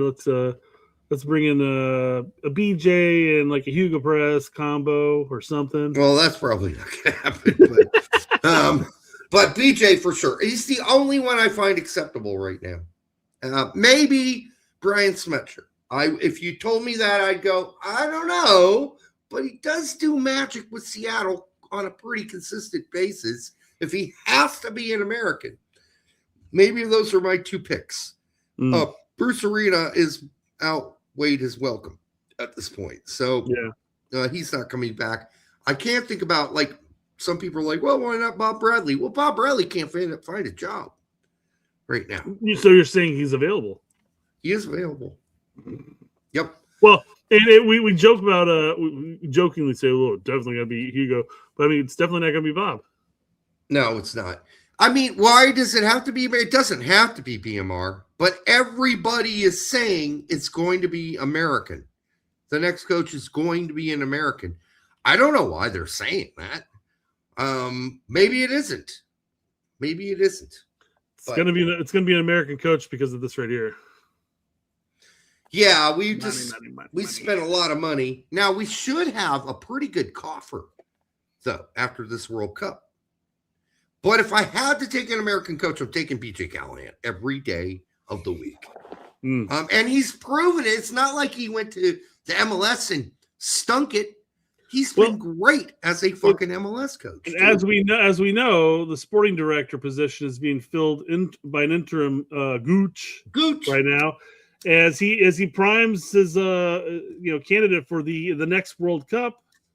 So who do you think the Gooch is going to be looking at? I think Gooch more in-house. I'm sure they're going to fill that position with somebody else, and Gooch is not going to have that much say. That's a shame. Well, Gooch is the assistant sporting director right now. He should be next in line for that spot. Listen, he did a sporting director gig in Europe. He's been with US Soccer for. I'm surprised Gooch got the job there. Honestly, I really did. He's got the experience to do it. He knows. I'm not saying he's not capable, because I don't know. I don't work with Gooch, and he might actually be in that position long term, which is going to be beneficial. Hopefully beneficial. I'm not going to say it will be, but beneficial for the actual role of youth development in that scenario. Can I Whereas ask? we just have a bunch of sporting directors come in, they throw their 2 cents, and then they're gone within 3 or 4 years. Done. So here's just the weird thing. Not a lot of players from Gooch's generation have had important roles at U.S. Soccer. Gooch is the only one. Well, I'm sorry, but the U.S. Soccer has just been littered with suits. Yes, it's been littered with suits. That's why I'm saying I don't know if Gooch is going to get the job as sporting director. And I understand they're actually sort of restructuring again. So the position names will change, and they're going to have a women's and men's separate sporting directors. So there's that. Like Crocker was over both. Now they're saying, maybe we need to go back to having a women's sporting director and a men's sporting director. We'll see what happens. Let's see how they restructure. I would be fine with Gooch getting the job. I don't know much about Gooch's work experience. I haven't been there at U.S. Soccer to follow it. But Matt Crocker leaving, I know a lot of people are upset about this. But if Saudi Arabia comes along with a truck full of cash and says, hey, I know you're at the U.S. in the World Cup. You did your job, though, there at the U.S. You leave right now. You see this truckload of cash? It's yours. It's generational money. Is that greedy? Because he's getting paid pretty well at U.S. Soccer already. I'm sure it's in the millions, right? Sure. So this is, you can say it's greedy. You can also say this guy's going to be secure for the rest of his fucking life, and so will his kids, his grandkids, and his great-great-grandkids. So, yeah. I mean, I guess, obviously, Saudi Arabia shit-canned their coach and all that going into the World Cup here. But I don't know, we're talking about a couple of months. I mean, they can even double dip duties, quite frankly. But I mean, it looks from the outside looking. It looks bad. There's enough people who don't follow U.S. Soccer that look at this and all the shit that's going down with the World Cup, and now this. It must be something wrong with U.S. Soccer. Or whatever. Well, there is something wrong with U.S. Soccer.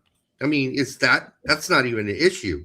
There are things seriously wrong with U.S. Soccer. The fact that the president is the former president of the marketing wing for both MLS and MLS and U.S. Soccer, her role is fucked up. But here's the weird thing: you don't hear from Cindy. You don't hear from what's his fucking name? JT Batson. You don't hear. When's the last time Crocker opened his fucking trap and said anything? They are not public figures. They stay out of the limelight. The less noise they make, the better. The only motherfucker at U.S. Soccer who has a job at U.S. Soccer, or if you want to call it a job, he's on the board. His name is Don Garber. He's the only motherfucker posting Twitter on a regular basis or talking on a regular basis. The rest of them are sheepish cowards. So the less they say, the better. Fuck it. Every time JT Batson posts, he gets hammered. He gets hammered because it's always a suck up post that's doesn't fucking take the room into account. They're deaf. They seem to be tone deaf. So yeah, it's like fucking Stuart Holden's ticket posts. Buy these expensive fucking tickets I'm promoting for U.S. Soccer. Well, come on, Stu. Do you have any fucking clue? Do you have any sense of the tone in the room right now? You Peckerwood? That's always been my problem with Stu. He seems to be a nice dude, a likable person, but he's a fucking clown who doesn't think through either sometimes what he says, what he posts. Think it through. Think it through before you post. And then maybe people won't think you're such a fucking clown. It'd be one thing if he was posting like a link that would take you to a place where you can get, cheaper tickets. But the fact is like, hey, buy this hospitality package starting at $11,000. Yeah, what a dick. What a fucking clueless, toneless, like lacking total fucking any idea of what's going on in the world post. I mean, then he jokes about it because Mossy's like, because he hosted, because Lawless wasn't available. And he's like, yeah, I kind of blew that one out, man. Yeah, I'm used to it. I have it's not funny, really. I mean, it's funny that you're taking it so well, but at least admit you were fucking tone deaf. Admit it. Or he's channeling his inner Lawless attempt to troll. I don't think so. That's the thing. He's not a troll. I think he's been leaning into that, though. I think to that extent. I think he's been leaning more into it. I think he's sincerely naive. He is sincerely naive and tone deaf. I mean, I just don't know how you can get on Twitter and not see a bajillion people bitching about the pricing of tickets and parking and everything else that's going in there, and then not throw up that post and not being a troll. Well, here's the crazy thing. He's also somebody who went batshit about Crocker leaving. Is anybody seriously thinking that Crocker had some serious heavy-duty work being done at U.S. Soccer? Please, people. Well, I mean, the role itself obviously was to find the coaches, which he found Poach and Emma. So he did that aspect of it. Fine. A plus for that. It's also the youth sector also falls under his wings. And you heard about the reporting on that, right? About what? I don't know. Fucking Crocker looked at it and said, "This is fucking hopeless. It's a gigantic, massive, fucking unmanageable fucking mess." That's what people are saying who know him from the inside and said, "This is just not workable. It's too big. This cannot be controlled. This cannot be molded. There's no way to make this work." And then Saudi Arabia rolls up with a truckload of fucking cash. He's like, "Yeah, please. I'll take it and leave." Because there's no way. And Tony Meola said this. He said, there is no fix for this. American soccer, the country's too fucking big. It's too unmanageable. There is no way you're going to create a system nationwide. Maybe you break it into regions and let the regions and work with the regions and you try to get something going. But even Tony Meola says it's not doable. It's not doable. I think it was Tony Meola who broke the inside news about Crocker and what he thought about it. As far as like development is concerned, from a club standpoint, U.S. Soccer really, outside of certain programs and stuff, they shouldn't be dabbling too much into it, because one club down the street might be more technical and do, very much very methodical, very technical, while the other club down here may be more flamboyant and fluid. Yeah. How are you gonna sit there and tell them, well, you got to change there, you're gonna do this, you're gonna do this? No, I think what Crocker and at least U.S. Soccer was able to do was implement like more youth camps. So we had a lot of the 14s, U15s, U16s, U17s, U18, 19, 20, all the way up to 23. I don't know about 21, 22 and that type of thing, but there's still that gap. But they still had more youth brackets of camps over this past couple of years that he's been here. And you had more camps within those brackets consistently. Yeah, I think this country is so gigantic and so diverse. And it's like if you go to California, they play way different than they play on the East Coast. You're not going to suddenly force either one of them, if you decide on one or the other, to play the other way. They play the way they play. Kids in fucking the Northeast don't play like California kids who've got a lot more influence from the Latin and Hispanic. And then down in fucking Florida, they got a serious Brazilian influence, right? So there's it's a gigantic country. You're not going to turn us all into one thing. Here's the thing. You let everybody do their thing in their region. You lay out a parameter and some basic fucking guidelines. You say, listen, this is what we're going to do generally. All of us are going to do this together, but I'm not going to force you to make your players play in any certain way. We're just going to take the best of them when they're done. And this is what I think Lawless meant when he said that comment a long time ago. We're going to try to drop all of these best players into one team and make the best of it. And that's not easy to do. It's not like if you go to Brazil, it's kind of one style. You go to Portugal, it's very technical. That's how all the players play. There might be some, outliers. You go to Germany, it used to be very similar. In Italy, it's all about defense. In England, who knows what the fuck now that is. But if you really think about it, though, that kind of works in a benefit towards us, because when you look at our players as far as they continue to develop, whether they go to MLS or USL and they work their way to Europe or whatever, you have McKennie who's playing in Italy, who's playing a different style, a different setup, a different tactical approach to it than, say, Adams at Bournemouth. Yeah, but they have to come back into the national fold and work together as a team, despite the fact that they're week in, week out playing different styles of everything. So it doesn't really matter how the players are developing, as long as they're developing. And U.S. Soccer shouldn't really have their fingers within the clubs saying you're not developing them properly. Anyways, let the clubs develop, and there's all the cream's always going to rise to the top. There's always going to be a 1%, 2% of all the players within the United States that are going to be up there. You've got to be able, as a nation, as a federation, you got to be able to scout those players. Now, my only question is, we talk about this every time we pull up like the youth camps.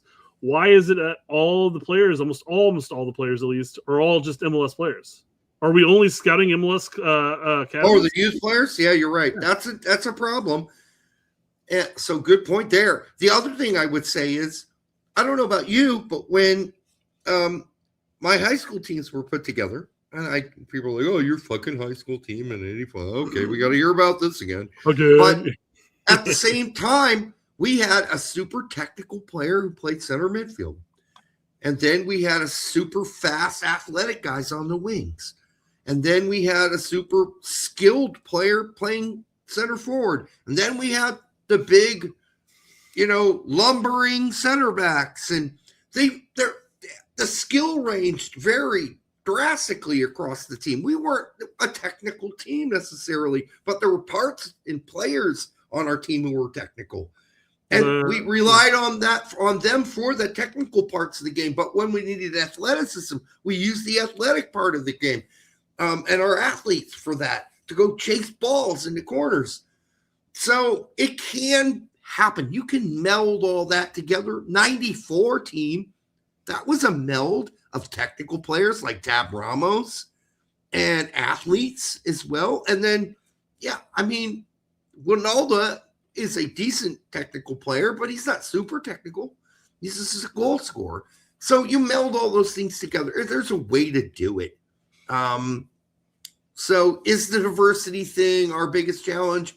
It doesn't have to be, as long as you embrace everybody and you figure out how to get everybody to work together. You can use the technical guys as well as the athletic guys and the fast guys and the speedy guys and the big guys and the small guys. It can all work out.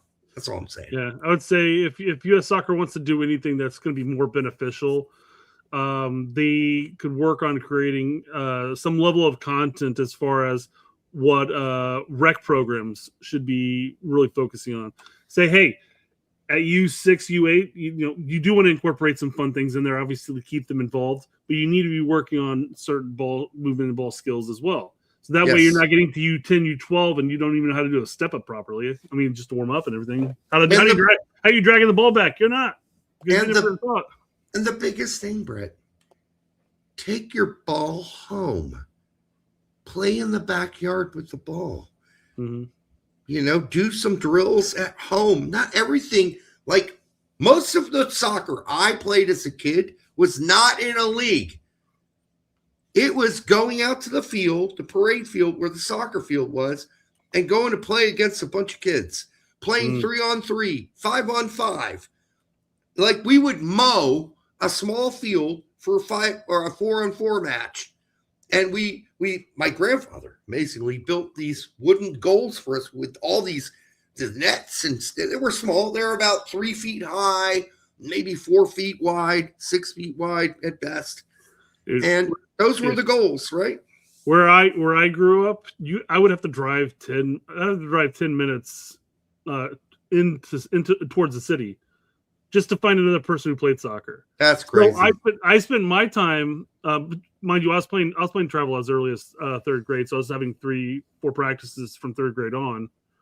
So I was still getting a lot of practicing and training, but I would spend my time developing out of my driveway. I'd have my garage done. Yeah. Loved it when I kicked the ball against the garage for 2-3 hours. Oh, straight. they hated it. Loved it. Bam, bam, Yeah. bam. Yeah. Dad's in the garage. What the fuck? Shut up. And I did it too. I would go down to the tennis courts where they had one of those walls with a white line on it. Mhm. Like people would hit practice tennis against the wall. Yeah. I played soccer against that wall, and it would be just a few of us. And we'd go down there and we'd pass it around. We'd bang it against the wall. We'd create a small goal from whatever we could make it out of. And we play 2-on-2 or whatever. I mean, it's like, that's how it was. And that's how it needs to be if we really want to move forward from where we are now to the next step, which is kids take the game home. They play in the yard. Everybody's like in the suburbs has a fucking backyard. Fucking mow the lawn and put up some goals. God damn it. All right. I would say jumping back to the Crocker thing, because we still have a video here to watch, but the one big negative, because that was a nice little tangent we had with the youth thing there. I thought it was a pretty good tangent. Yeah. The one definite downer under Crocker was the rehiring of Greg Berhalter. Yeah, no, that was his biggest mistake. Luckily, he got figured out for him real fast, didn't it? Problem is, though, we ended up losing 2 years. We 2 wasted years of the time. cycle. Yep. So, whatever. But as I understand it, Brett, there was a threat because of a prior agreement that was an auto hire back as long as he got out of the group at the World Cup. There was some sort of clause in his contract that required him to be rehired. And once they did the investigation and Greg was past the investigation of beating up his wife before they were married, then they were obligated to rehire him, as I understand it. And if they didn't, they would be sued by Greg. Listen, I don't know how true that is, but people in the know have said that to me, and they're even like, that's just what I'm hearing. I can't confirm it. So I don't know what the real answer is. But if that's true, then maybe they had to hire him, or it's just a fucking easy excuse for them to say that's why we rehired him and leak it here and there. It right? was the players. It was, and then the player thing, which was leaked, which we know is true with Jesse Marsh. But anyhow, all right. So Crocker quit. I wouldn't lose any sleep over it. Crocker is not. Betty is not. He did some good hiring, but I wouldn't lose any sleep over it. I think we're going to be fine without Betty Crocker going forward. All right. Well, here's Football America's talking about it. Okay. I was very surprised. Matt Crocker has checked a lot of boxes in his time with U.S. Soccer. I mean, obviously, he hired Anna Hayes, he hired Mauricio Pochettino. That's 2 boxes. He helped oversee the building of the National Training Center. No, he did not. That was already happening before he got here. That was already been mapped out. Everybody knew it was going to happen. That's 2 out of 3 boxes. And I'm sorry. What would he actually be overseeing? I'd like to put our youth goals over here, and the full fields can be over here. And we need a water dispenser in that corner. That was 20 minutes well spent. I'm done. Can I get my money and move on? Can I go back to England? And can we provide the kids in the shower a shield when the coaches piss on them? Yeah. Please put those in the shower, please. Piss shield. Yeah, Jeff, you're wrong. There's 2. He said a lot of boxes. I got 2 so far, because that shit was already agreed to. The whole fucking training base in Atlanta. Vaunted U.S. way in terms of youth player development. Now, that's what it's called. The U.S. way is the name of the new U.S. development program. Basically, I think they're kind of reinstituting more or less the whole hands-on, like the DA approach back before COVID. Yeah. But here's the thing, though. U.S. Soccer was happy to offload the whole not DA because nobody's calling themselves DA anymore, but the DA Academy system to MLS, and MLS runs it now. Yeah. Now it's MLS Next. It's all of you more MLS cost Nexters. effective. Yeah. And he's not the first person to try to get his arms around that particular topic. I mean, you can remember Project 2010. You can remember the Development Academy. All right, well, let's see here real quick. Here's the Matt Crocker timeline. He rehired Greg Berhalter. Vlatko flamed out in the round of 16 for the women's. Hired Emma Hayes. Yes, good. Plus. Fired Berhalter after Copa. Good. U.S. Women's win the Gold Cup. Not the Gold Cup, sorry. Good. Olympics, I don't know how Olympics. Matt Crocker gets credit for that, but okay. He hired Emma. He hired Emma. Okay, but after that, Yeah. he doesn't get an extra check for that. I'm sorry. Congratulations on hiring the right person for the job there. She should have the accolades. As Yes, far as she winning gold, should get right? credit for Paris. They Yes. took this team and flamed down the round of 16 to gold. Your credit And then gets hired diminished. Okay, great. I mean, I see one negative and two positives. I guess firing of Berhalter's fixing a negative, but Yeah, that Congrats. cancels itself out. we're still stuck at two positives. Yep, just two. You can remember Claudio Reyna's manifesto in terms of player development. So, I mean, this is Which no one not- followed, Again, but not the okay. first time that this has been attempted, but it was a little shocking to see the architect of that USA plan decide to jump ship right when the plan's about to be executed. Now, talking to people inside the U.S. Soccer Federation, they say with the U.S. way, it's all systems go, that they have the staff in place to make sure that Matt Crocker's plan gets executed properly. Basically means that we no longer need Crocker. So if he wants to jump ship now, he can. Is what the U.S. Soccer's saying. Thank you for the map, Matt. We're done. All right, 423. Now we go to Keller. Keller gonna be talking. Good. Better than Jeff. But then also, it leaves you feeling like something's being left out. Well, there is. That I'm getting the vibe that there's something missing. There's something else here. Otherwise, we could have all just sat down and said, "Hey, thank you. Finish this out afterwards, or even beforehand." Say, you can announce the deal now. You can right? announce it 100% now, and just say, "Hey, after the World Cup, I've got this opportunity." The Saudis looked at it and said, "We have a chance to bring the sport director that led the host nation to hosting, and now we have the chance to take the same person to do that, take that institutional knowledge." But yeah, this leaves more questions. Do you think Saudi Arabia was more forceful than that and said, "Hey, man, you take the money now, or we're moving on to somebody else"? Well, we don't know. We don't know. I mean, could it be that Crocker was just looked at this massive mountain and said, "This is not workable. This is not feasible." Sorting out the system for this whole fucking giant ass country is just not something that can be done. And I'd rather have an easier job, so I'm leaving as soon as possible. Was there tension between Batson and the board and him? Well, I mean, to the point that we talked about, and you brought up the quote from Mule and stuff like that, it's too big to do. Crocker might have said, "Hey, here's what I would do. Here's my 10 steps to victory program for youth. You implement it however you can across this ginormous country of yours with all these different organizations, AYSO over here, you got the ESP or whatever, all these other different leagues and massive programs over here, and you get them all to work together. I don't know how you're going to do it, but this is what I would do. Here you go."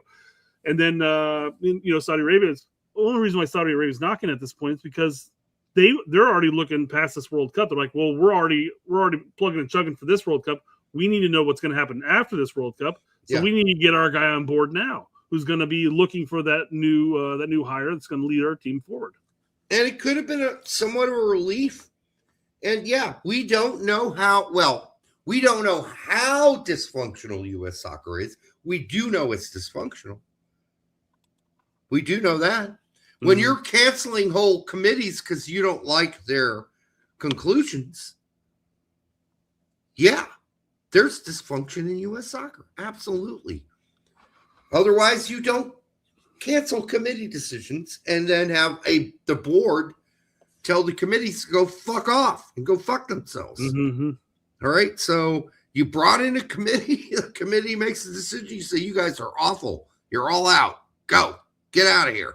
That's what happened with the whole U.S. soccer, the whole U.S. Cup, Open Cup thing. And that's not the only dysfunction I could talk about, but it's a really glaring one. All right. Matt Parker, go ahead. This is where he's talking about, I forgot who's talking about it here, talking about how the sporting director job is just too big. We kind of talked about this. So maybe this is what you're talking about. He needs regional. I didn't like it. Not that I anticipated this, but I just always felt that for a job like this, and we've been there for a long time. Mm-hmm. The landscape of U.S. soccer is so vast that even Matt Crocker kind of hinted that, my goodness, I didn't even realize how big of a job it is. And from that standpoint, I don't know if I wanted to pay $700,000 to a guy that for the first couple of years figures out what the landscape is, right? That's why, nothing against him, but for me, it was always going to be somebody that truly understands the game of soccer, football, whatever you want to call it in this country. And I just never felt that anyone from outside can do this job properly. Now, I agree.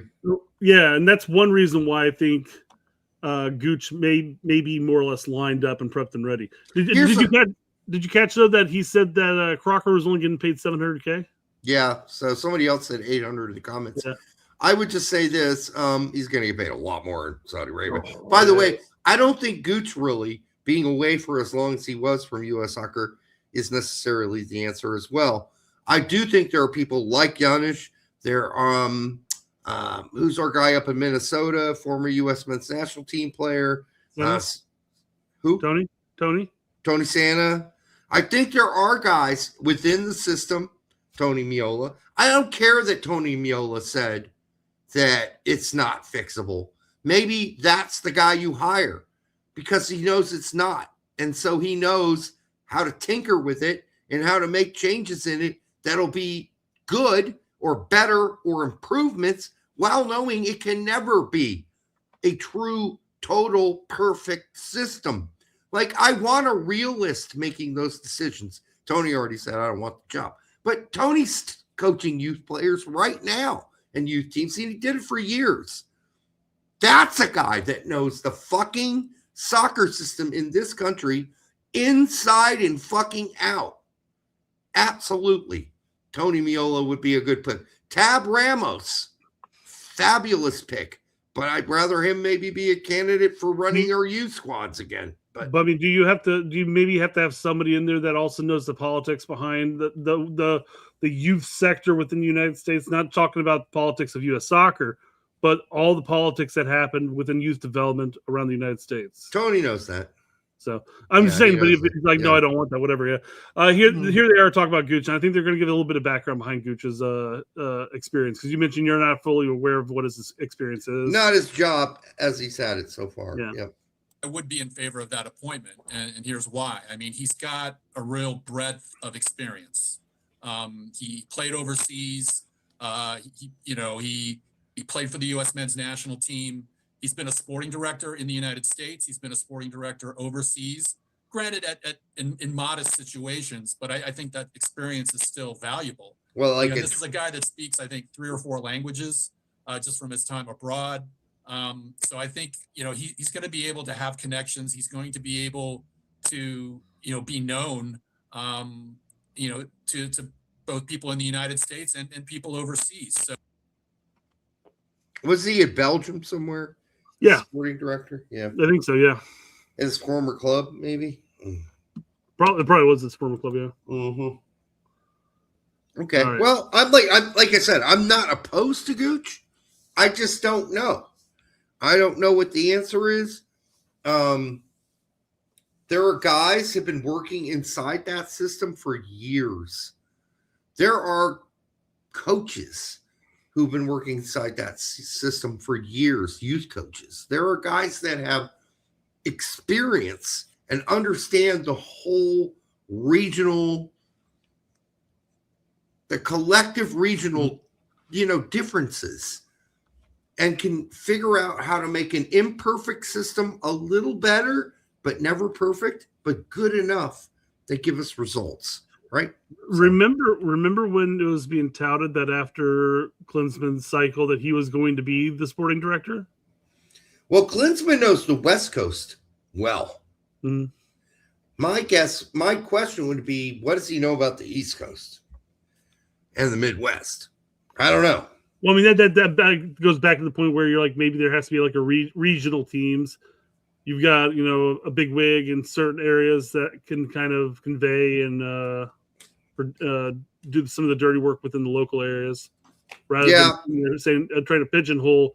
Well, I mean, Klinsman's very familiar with the West Coast. Does he know the East Coast? I'm sure he'd be fine at it, but I just think it's too much of a job for one person. If you're going to hire a position of sporting director like Jurgen Klinsmann, then you need to also allow him to appoint leadership for Region 1, Region 2, Region 3, Region 4, Region 5, and Region 6 or 8 or whatever it needs to be that's manageable.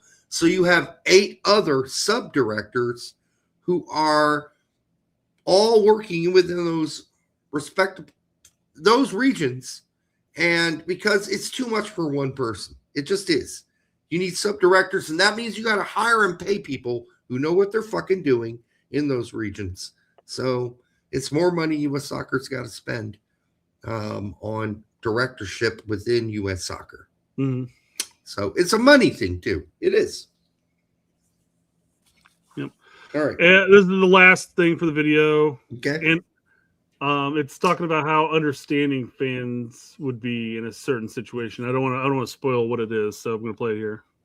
Yep. Madrid came calling when Xabi Alonso got fired, and Real Madrid said, Pochettino's our guy. Mm-hmm. We'll pay the exit clause. We'll pay you what you want. You're our guy.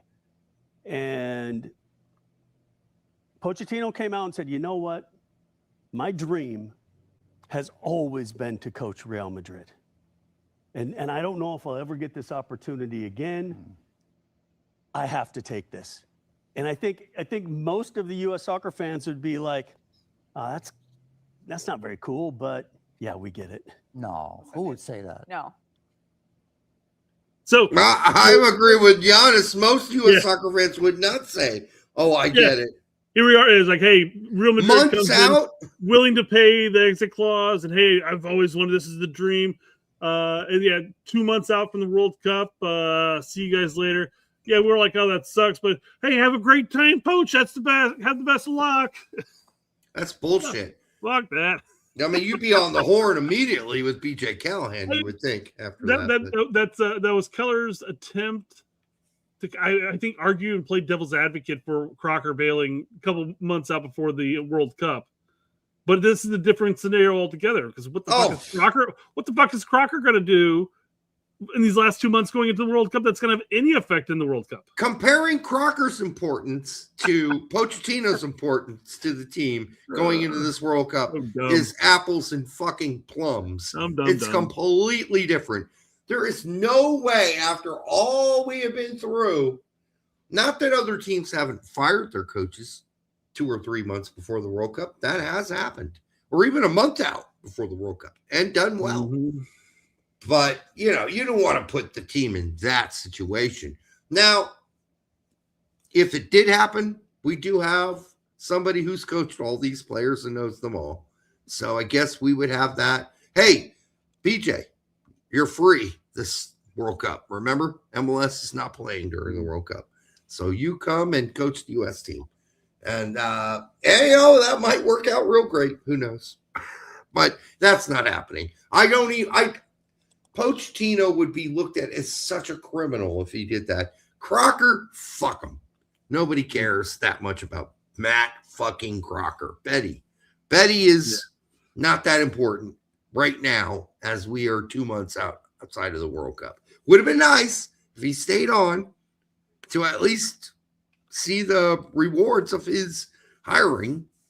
But his hiring is done. His job is done there. Hey, his boxes can still be checked if Pochettino succeeds here.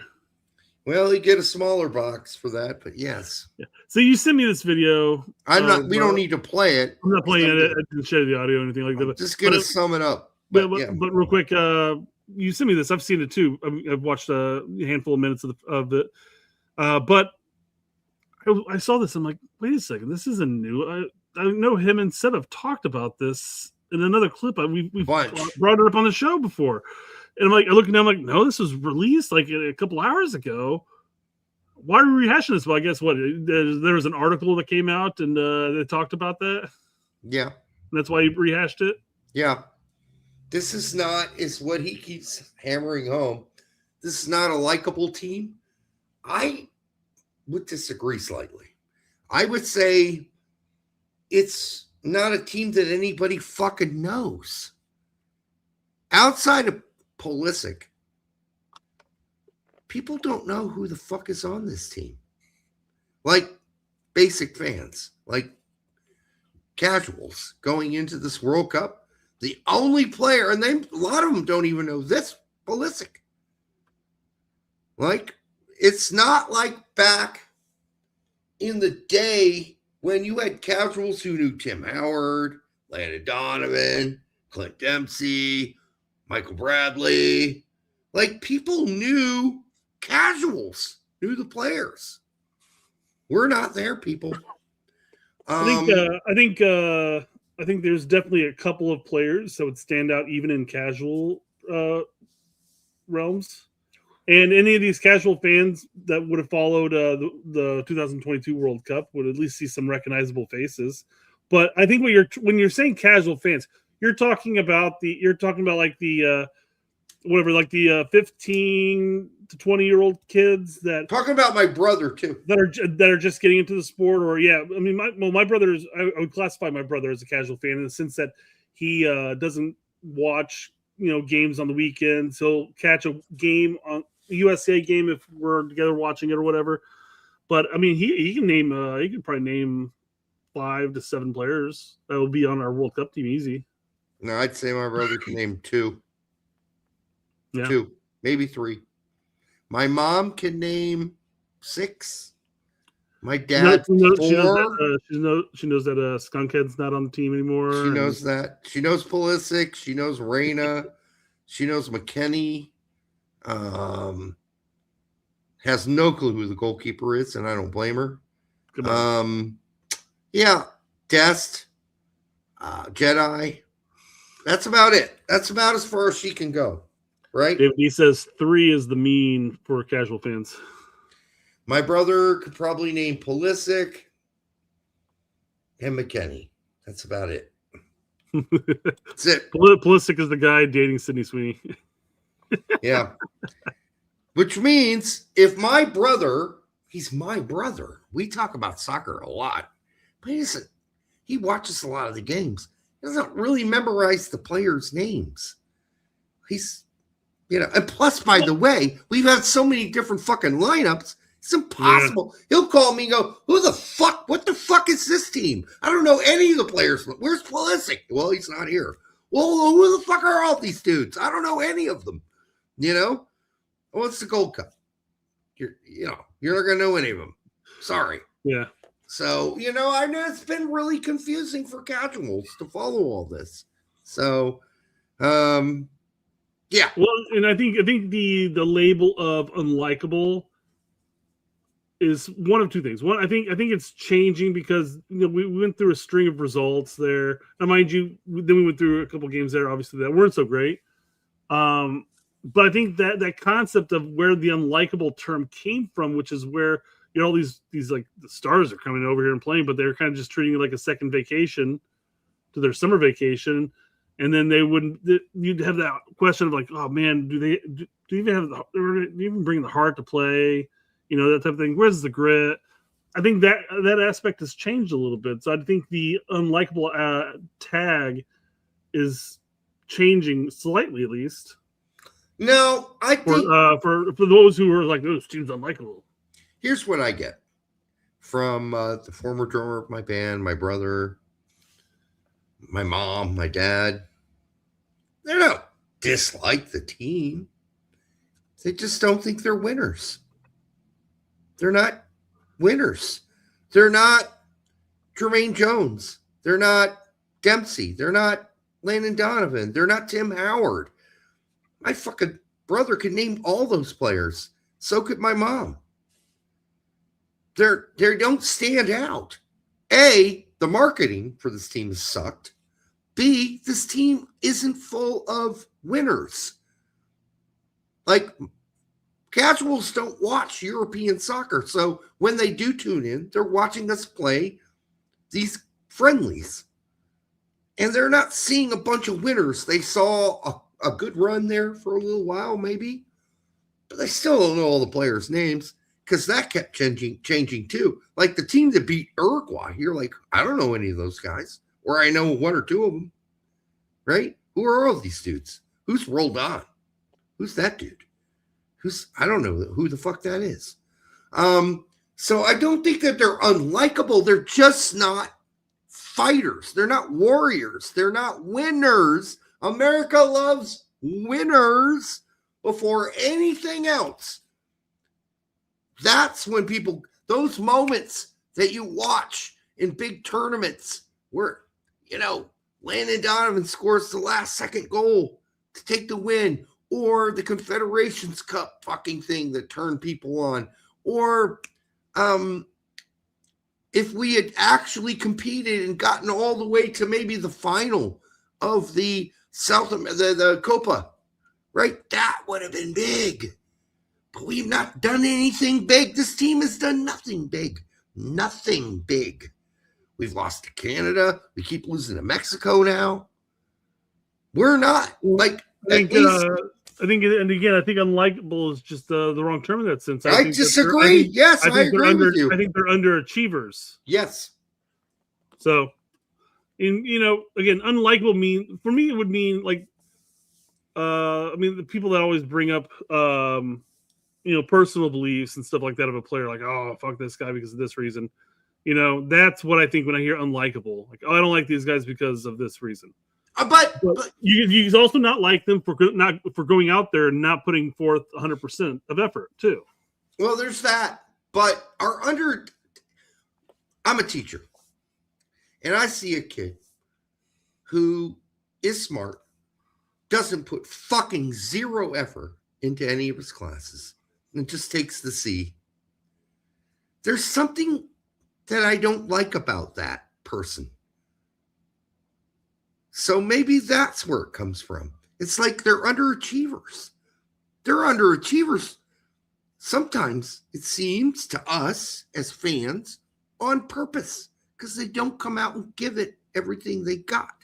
They're underachievers because they're mentally deficient in certain areas of the game. They are not bringing the chip on their shoulder to the game. We want to see fighters. Americans are used to seeing fighters. Are you seeing fighters? Not every game. So that's maybe where the unlikable thing comes in. Like, you're not enthused about them. Maybe you're neutral, but maybe neutral is bad. Maybe neutral is like, I'm staying neutral. I don't have a great investment in this team, so I'm kind of neutral. But what I have seen has been mostly unimpressive. So I'm not invested. And so maybe that makes them not unlikable, but not likable. You can't like a team. I can't like a student who doesn't care or doesn't try, who I know is better and has the skill. So it's not so much about being unlikable. It's not so much that. It's like you're just not likable. You're just neutral. You're just floating in air. You're nothing. You really don't cause a blip. You're floating in the unknown, in the darkness, in the void, in the black hole, in the coldness of space. No one cares. I don't think it's that they're unlikable, because I think generally some of the characters on this team are likable. Adams is likable. McKennie's likable. Richards is very likable. They're likable individual players for their clubs, especially. But other than that, as a team, they're lifeless and they're a void. They don't stir the heartstrings. There's no romanticism when I think about this team. I don't get romantic in the way I used to. thinking about U.S. soccer and what they could or might do at a World Cup. I look at this team and I think stale bread. It's edible. I can still eat it if I'm really hungry, but I'm not really that interested in eating stale bread. I don't know. Maybe that's what we're really looking at here. Well, Derek, I think you're missing the big point is that the team was still quote unquote unlikable when we were coached by the most winningest coach in U.S. soccer history. So, I mean, it can't just be a lack of winners and stuff. And I'm going to use your comparison of the students, stuff like that. There was a kid in my grade back in grade school. I'm not sure when he moved out of the district and whatnot, but very smart kid. Would have been labeled as a nerd, if anything. You know, the type of kid that comes in and says, yeah, I counted how many dimples are on a golf ball because I had the time on my hand type thing. And that has no indication of smart by any means, but still. But yeah. I mean, he would not do his homework. He wouldn't turn anything in, and then he would ace his test. And he'd come out with, like you said, about a C range, give or take, depending. And but it's one of those things where, like, maybe the issue isn't necessarily that the kid's unlikable or whatever. He's not being challenged in the right way. And maybe the issue is now that you have a different type of coach in there with Boach, and he's pushing them maybe in the right way. We don't know for certain yet, because even now is a mixed bag of results. But I think the issue is that we have a team full of that are all capable of good stuff. They do it with their clubs week in, week out. So how do we get them to do it on the national team? Well, you push them. I agree with you. But on the other hand, too, you got players that play for Juventus and AC Milan, Bayer Leverkusen, and you got players playing it. There used to be this thing when our players were overseas that even though they were playing overseas, like Dempsey, people were like, who cares? Fuck, he plays at Fulham. What's Fulham? He plays at Fulham? I didn't even know that. So there was always this chip thing. Chip. I got something to fucking prove. But I think some of the big players sometimes, maybe that is the one thing we've always said here. The thing missing from this team mostly is the chip. The chip was huge with our team for so long. We went to every game at the World Cup thinking, oh, fuck. They think we suck. We're going to have to fight our ass off. And not only is it about the chip, it's the way we play. We go out and play against Belgium like we're just as good as Belgium. Well, we're not, technically. And so maybe we need to be more pragmatic in the way. So this goes back to the coach, too. The coach isn't helping this team be more likable, because he's setting us up in those last two friendlies. You go talk to my brother. He's like, holy fuck, dude. We're off. We're going to the World Cup. We're fucking horrible. I'm like, did you watch the first 20 minutes? No. I just looked at the box score. We got our asses kicked. I'm like, well, 20 minutes, first 20 minutes of both games. I don't want to hear fucking 20 minutes. Fuck that. We got our ass kicked by Belgium and Portugal. It was a tale of two halves for both those games. First half was good. Second half sucked. And yeah, you let Belgium, stay in the game that long, and they're going to capitalize on you. Unfortunately, we talked about this ad nauseum. But I mean, and yes, two things can be right at the same time. The scoreline definitely did us no favors, and yes, we got curb stomped. Yeah. But there was a moment there where, especially in that first half, that God, I mean, we had 6, 7, 8 chances that on any other given day, those would have been goals. But you don't see that if you're a score box, if you just see the scores in the end of the day, it's going to look like we were just absolutely throttled the entire time. Yes. Yeah. Yep. And then one last thing, and I'll let this go. Christian Pulisic, our best player, is a mousy fucking motherfucker. He's mousy. He's a mousy person. What do I mean by that? He's not. Okay, Landon Donovan is more. He's less mousy than fucking Christian Pulisic. Landon Donovan can be annoying, and his opinions are crap. He's not that mousy, right? He's a mousy dude. He's a mousy man. It's not good that your best player talks like this. Well, we're not good. Well, we'll do fine. I think we're better. We're closer. We're flying. He's a mousy guy. He speaks mousy. I'm not trying to be offensive to Christian Pulisic, but as a spokesperson for the team, I would much rather it be Wes McKennie. He's not a mousy guy. He's funny. I'd rather it be Adams. But a lot of people who are casuals barely know who Adams is, barely know who McKennie is. Like, our whole marketing thing for U.S. soccer has been Pulisic. That's what it's been. Like, who are all the commercials? McKennie had one shower commercial with Adams. Outside of that, you see Pulisic on your TV daily with these credit card commercials. Yep. And he is a mousy man. He is not he's not going to be Clint Dempsey. Yeah, that's Clint Dempsey. Yeah, we came out. We played like this. You don't know where I'm from, bro. That's Clint Dempsey. Jermaine Jones. Compared to those two characters, he's a mousy small guy. So I would love it if Pulisic did that once in a game. Like, you don't know where I'm from, and then all of a sudden West comes from behind and goes, straight out of Hershey, And listen, I don't dislike Christian Pulisic. I'm not busting his balls, but he's just not meant he's not really meant to be the hero. Like, not as a personality, maybe as a player, but not as a personality. He's just not built for it. And so if that's when Clint Dempsey was the face of the American soccer landscape, people were like, oh, that guy's got big balls. That dude's a fucking ballsy ass motherfucker. You don't fuck with Clint Dempsey.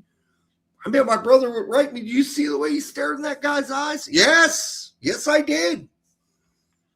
So anyhow, it's not working on many different levels. I'll take some Gooch attitude anytime soon. And Gooch. Where's that Gooch attitude, man? What's some of that? Fuck, I'll take some Matt Miazga height humor.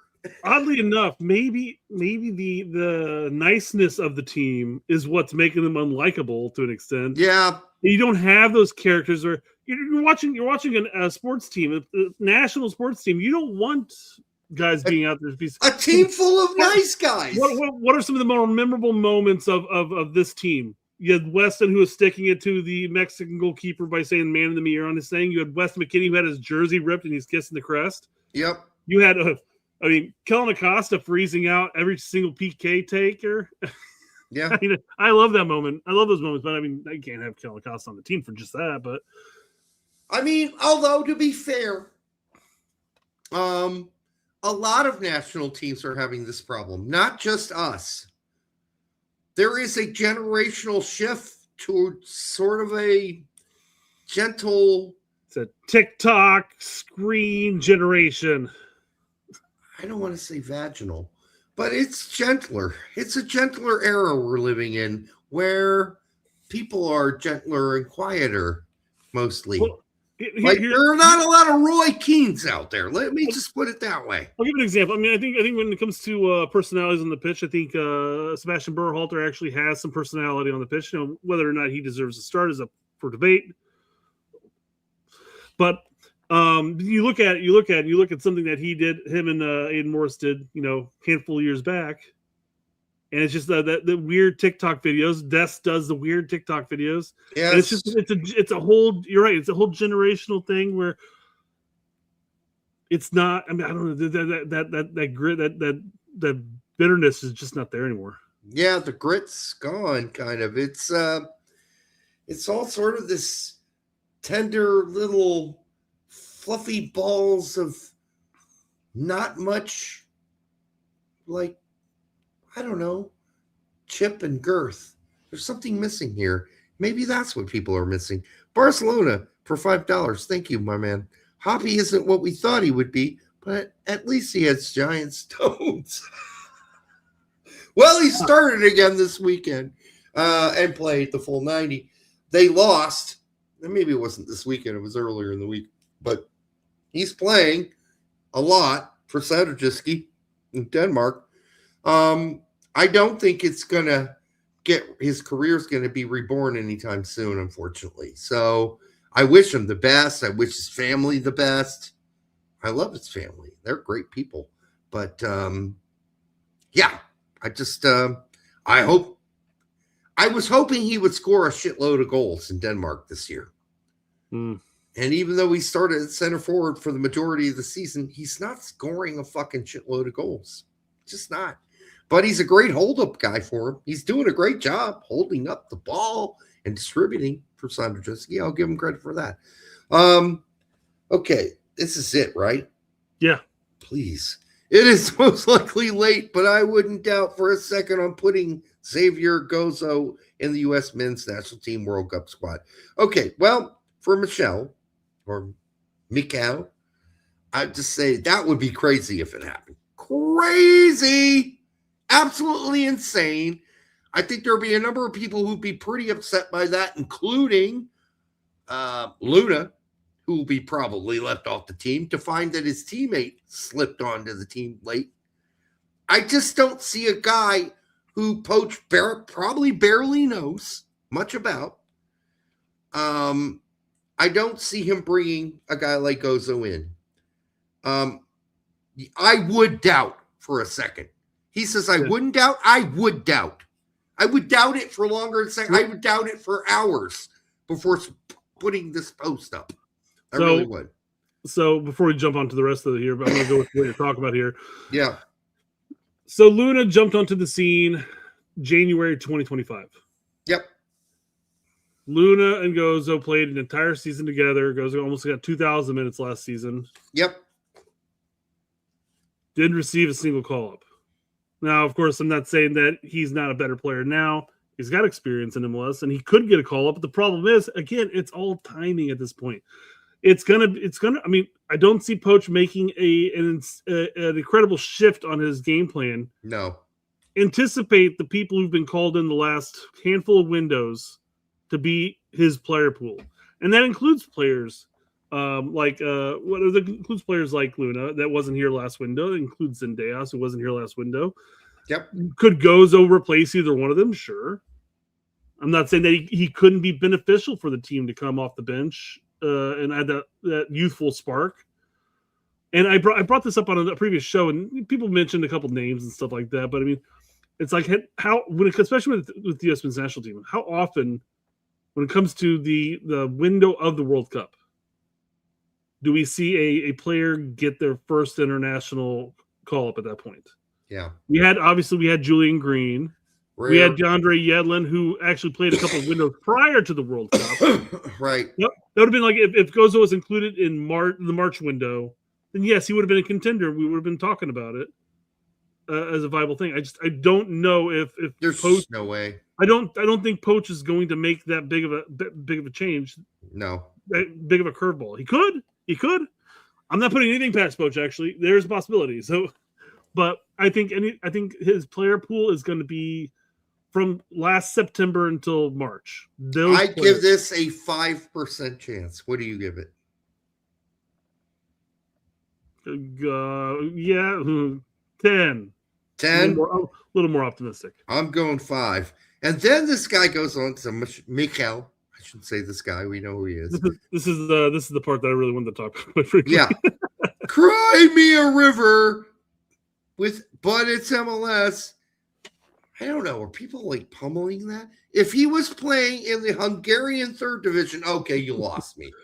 You all would be screaming for him and because of your listen, by the way, Mikkel, we've had players playing in the Hungarian first division for years, just to inform you, and no one cared or said a fucking word about those players. We had a player play for Ferencváros, the best team in Hungary, for years and was a starter, former Seattle Sounder player. No one cared. So don't give me that bullshit that he could have played in Hungary's third division when we've had multiple players play in leagues like first division Hungary, literally, and no one cared about him, nor ever said anything about him being called up to the national team. So this is a bullshit exaggeration, bullshit argument. No one makes that fucking claim, even if they're a total Euro snob. No one, even on the outreaches, crazy outreaches of Euro snobbery, makes an argument that someone in the third division of Hungary, or even the first, in reality, qualifies to make the World Cup team. So fuck you on that fucking point. Well, it's a hyperbolic point. I don't care. It's an extreme what he's making. It's the Luxembourg, it's the Latvia argument that Donovan made too. Nobody's talking about that shit. But it's false, Brett. It's false. It's a false fucking point. No one cares about Luxembourg or Hungary or Latvia or Lithuania or Estonia. This idea that all you have to do is go play in Europe and everyone would love you is bullshit, and he fucking knows it. He knows it, and he still used it as a fucking false contextual argument. As far as making a serious argument, how many people are really saying that making an argument for Brian Reynolds? Where's Griffin? No one. Some people might say, "Well, I'd rather have him over." And don't get me wrong. There's a small population of fans out there that say, "Fuck MLS. I don't want anything to do with MLS." And then the players come over from MLS to Europe, and they're good, and they're like, "Oh yeah, you look at him. He's good. He's in Europe." Some people are idiots. Yes. There are some. This is a small portion of the population. Now, I think a tiny population. I think the argument that Michel is making here. No, it's Michel. I think White would argue and say it's Michelle, bitch. But anyways, you say potato, I'll say Michelle. No. So the point he's making, quite frankly, is not necessarily. I mean, he's making obviously like a hyperbolic argument when he says Hungary in third division because it's in Europe, etc. But he's making the argument saying, "Hey, just because you're Brendan Aronson and playing for Leeds in the EPL." Doesn't mean that you automatically guaranteed a spot on the 26 over. Well, he's not to play here in MLS. So that I think that's the overarching point he's making is being in Europe doesn't indicate that. But how many people are out there on a regular base advocating for fucking Aronson? I see a few here and there, not many. And he's playing English Premier League. I think you made the strongest argument for him I've seen. Yeah, and because he plays in the fucking EPL, not the Hungarian third division, or not even for Ferencváros or whatever it's called. Like I said, we had a player play there for 3 seasons in a row. And they were the best team in Hungary often. No one cared. I can't even remember his name anymore. The former Seattle Sounder. So don't even give me this bullshit. I don't even want this. It cancels your argument out. If you would have said, I know he's going extremes, but when you go that extreme, as an English teacher who uses these kind of things in an argument, you've failed. You failed miserably. If you would have said, oh, if he's playing in Belgium, he should get called up because that's at least reasonable. Nobody's talking the Hungarian third division. But he says, talent is talent. Don't be Italy. Listen, he's talented. Yes. He's also young. He's 19 years old. Okay? He's not going to contribute at this World Cup. The age and that factor doesn't bother me one way or another. It's just the fact that he has not been with the team at all. And no. I don't see Poach changing that up. I mean, no, he's not. Yes. He's not changing that up now. It would be shocking to me if it happened. Shocking. But Gozo is definitely in our plans for the future if he continues on this trajectory. He is the next World Cup. Okay? He's the next World Cup. But can we not break out the loop for this one? Because, like, either you don't know who Poach is, then you're saying, oh, there's a 10% chance. I'm saying it's 5. Like, I think Poach would have to have a stroke and a complete rethinking of the universe to pick a player that's never for a single minute played on his team. Yeah. All right. Yunus Musa not making this roster. I don't think so. No, he's not. Well, and he's making the point that Yunus Musa plays in Italy, in Serie A. But Does he play? Wait, hold on. Last I checked, no, he does not. He did not play this weekend. Okay. And hasn't played for 3 weekends in a row. My bad. Let me just throw that out. The point is to argue against this in the sense that just because he's in Europe, again, doesn't indicate that he's going to be warranted a spot. Absolutely. From MLS. He's not playing. Absolutely. He hasn't been good for us for a while. Are there people advocating for Musa on Twitter that regardless of the fact that he's been playing like dog shit for fucking 2 seasons? Dog shit. Dog shit. That's how bad he's been playing. Henry Wingo, thank you. Thank you, my brother. That is who I was thinking of for Ferran Vicaras. Listen, Musa has played himself off this World Cup team. And now Atalanta's already sent a message to AC Milan. They're not interested in signing him. He'll be going back to AC Milan. And AC Milan has already said, well, we're not interested in him either, which is a stupid thing for them to say, because at least they should say, well, you missed out, Atalanta. You should have played him more. You fucked up. He's a good player. We're going to sell him to somebody else because he's really good. He's really, really good. But AC Milan are already indicating they're not interested in him either, per his agent. So, go ahead. Let's say BMR says we should only call players up from the Hungarian 3rd Division. Let's do it. I don't think we'll have but 1 or 2. All right. So, U.S. men's national team prospect says on the claims for Gozo for the U.S. men's national team roster. Don't think he's shown enough yet. He has a history of little end product in MLS and hasn't gotten a chance to prove it wrong yet. As a winger with no end product at a higher levels, meh. In MLS, flat out no. It's too early. Well, I'll disagree with this. I will agree with this one thing. It's too fucking early. And if you're telling me in the first fucking 7 or 8 games of the season, he's already proven himself to be a guy who's going to get minutes at the World Cup, I'm going to tell you you're crazy. He's a player with extremely good, his projection going forward is high as hell. But his position would be left wing back, left midfielder, left winger. We got that covered with Jedi. And of course, we got that covered with our friend in Columbus, right? So I just don't see Poach doing this. It would be crazy. Someone would lose their spot. And that would probably be, what's his face from Columbus? Arson? Left back. Left wing back. Arson. Yeah. Arson. You're going to tell me he's going to kick Arson off this team? I doubt that. I seriously doubt it.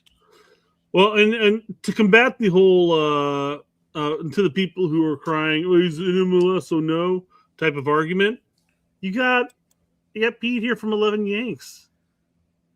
Well known in all of Twitter circles to being completely MLS. You hate MLS. That's why. Well, I mean, here he is advocating for a player that he likes in MLS. Well, he's just an MLS hater, and there's no hope, Brett. Yeah. I told him, I go, this is too MLS wholesome for me, Pete. You're gonna have to do better next time. No, it's been fun watching MLS so far this season, watching all these younger players play. I don't remember a time where I could tune in and even expect any of them to play. Like they came off the bench, whatever. So this is the most I've watched MLS probably in years. So Pete, the MLS homer. Yeah, absolutely.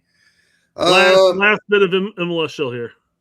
I cannot understand anyone that doesn't want Christian Roldan on the U.S. team. He could play anywhere in the world. I'm happy that he plays here in Seattle, and he deserves to play in Seattle for his country. Okay, well, he's not going to, more than likely. He'll make the team. I don't think he's starting, and if he does play, it'll be coming off the bench. He could play anywhere, my asshole. He could not.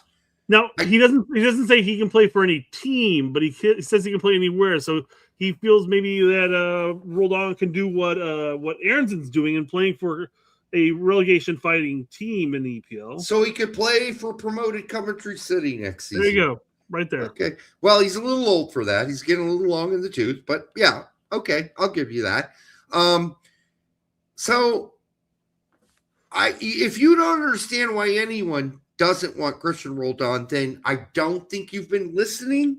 There are people that have made pretty good arguments why Christian Roldan shouldn't be on the team that I think are rational and fair. And so I think people are too black and white. Like, I can understand the argument for Christian making the team, Roldan, and I can understand an argument made well and respectfully for why he should. Should and shouldn't. And I think more of us need to get there. Instead of being fucking so goddamn black and fucking white all the time, and there's no in between. If you don't agree with me, you're an idiot.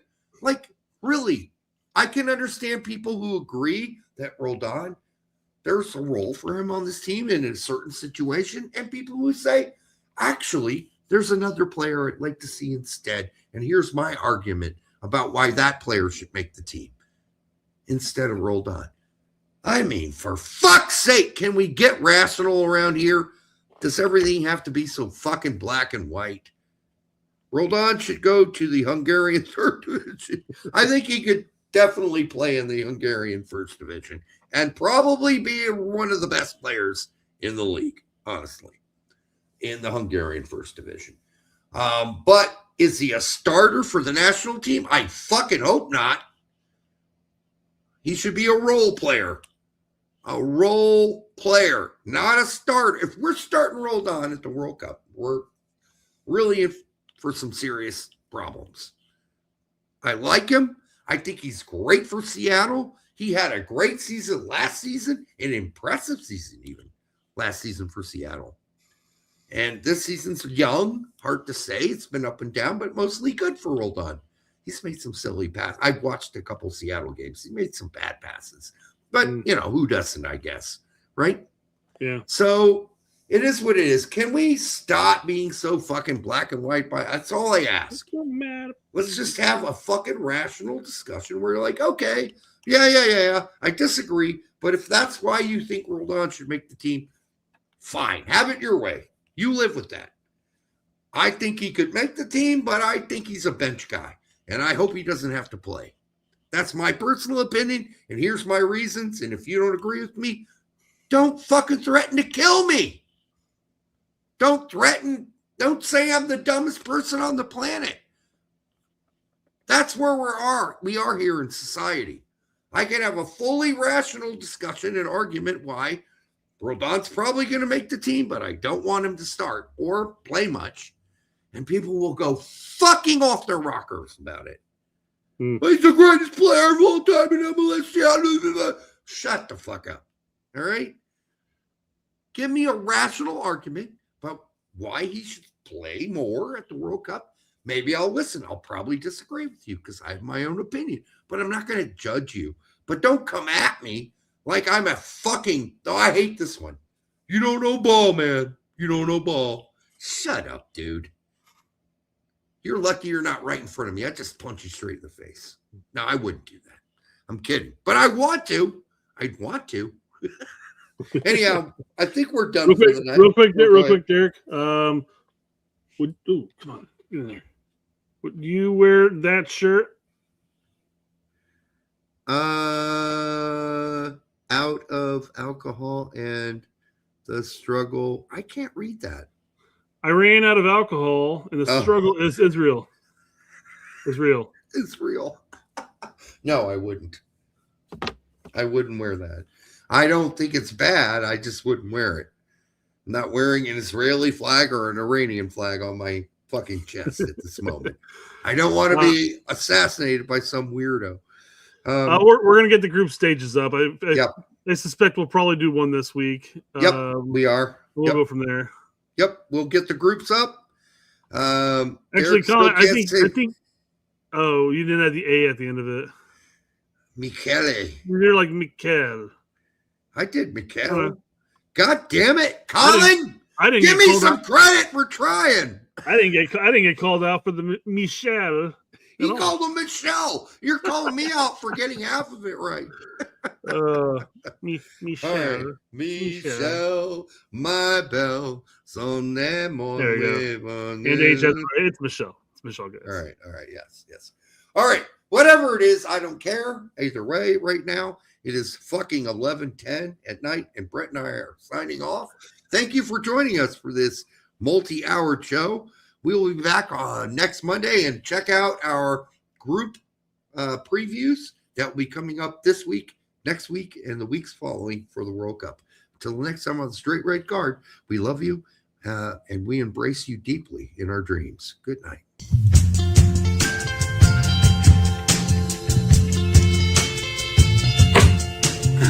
That hurt. Welcome to the post-match press conference of the match between.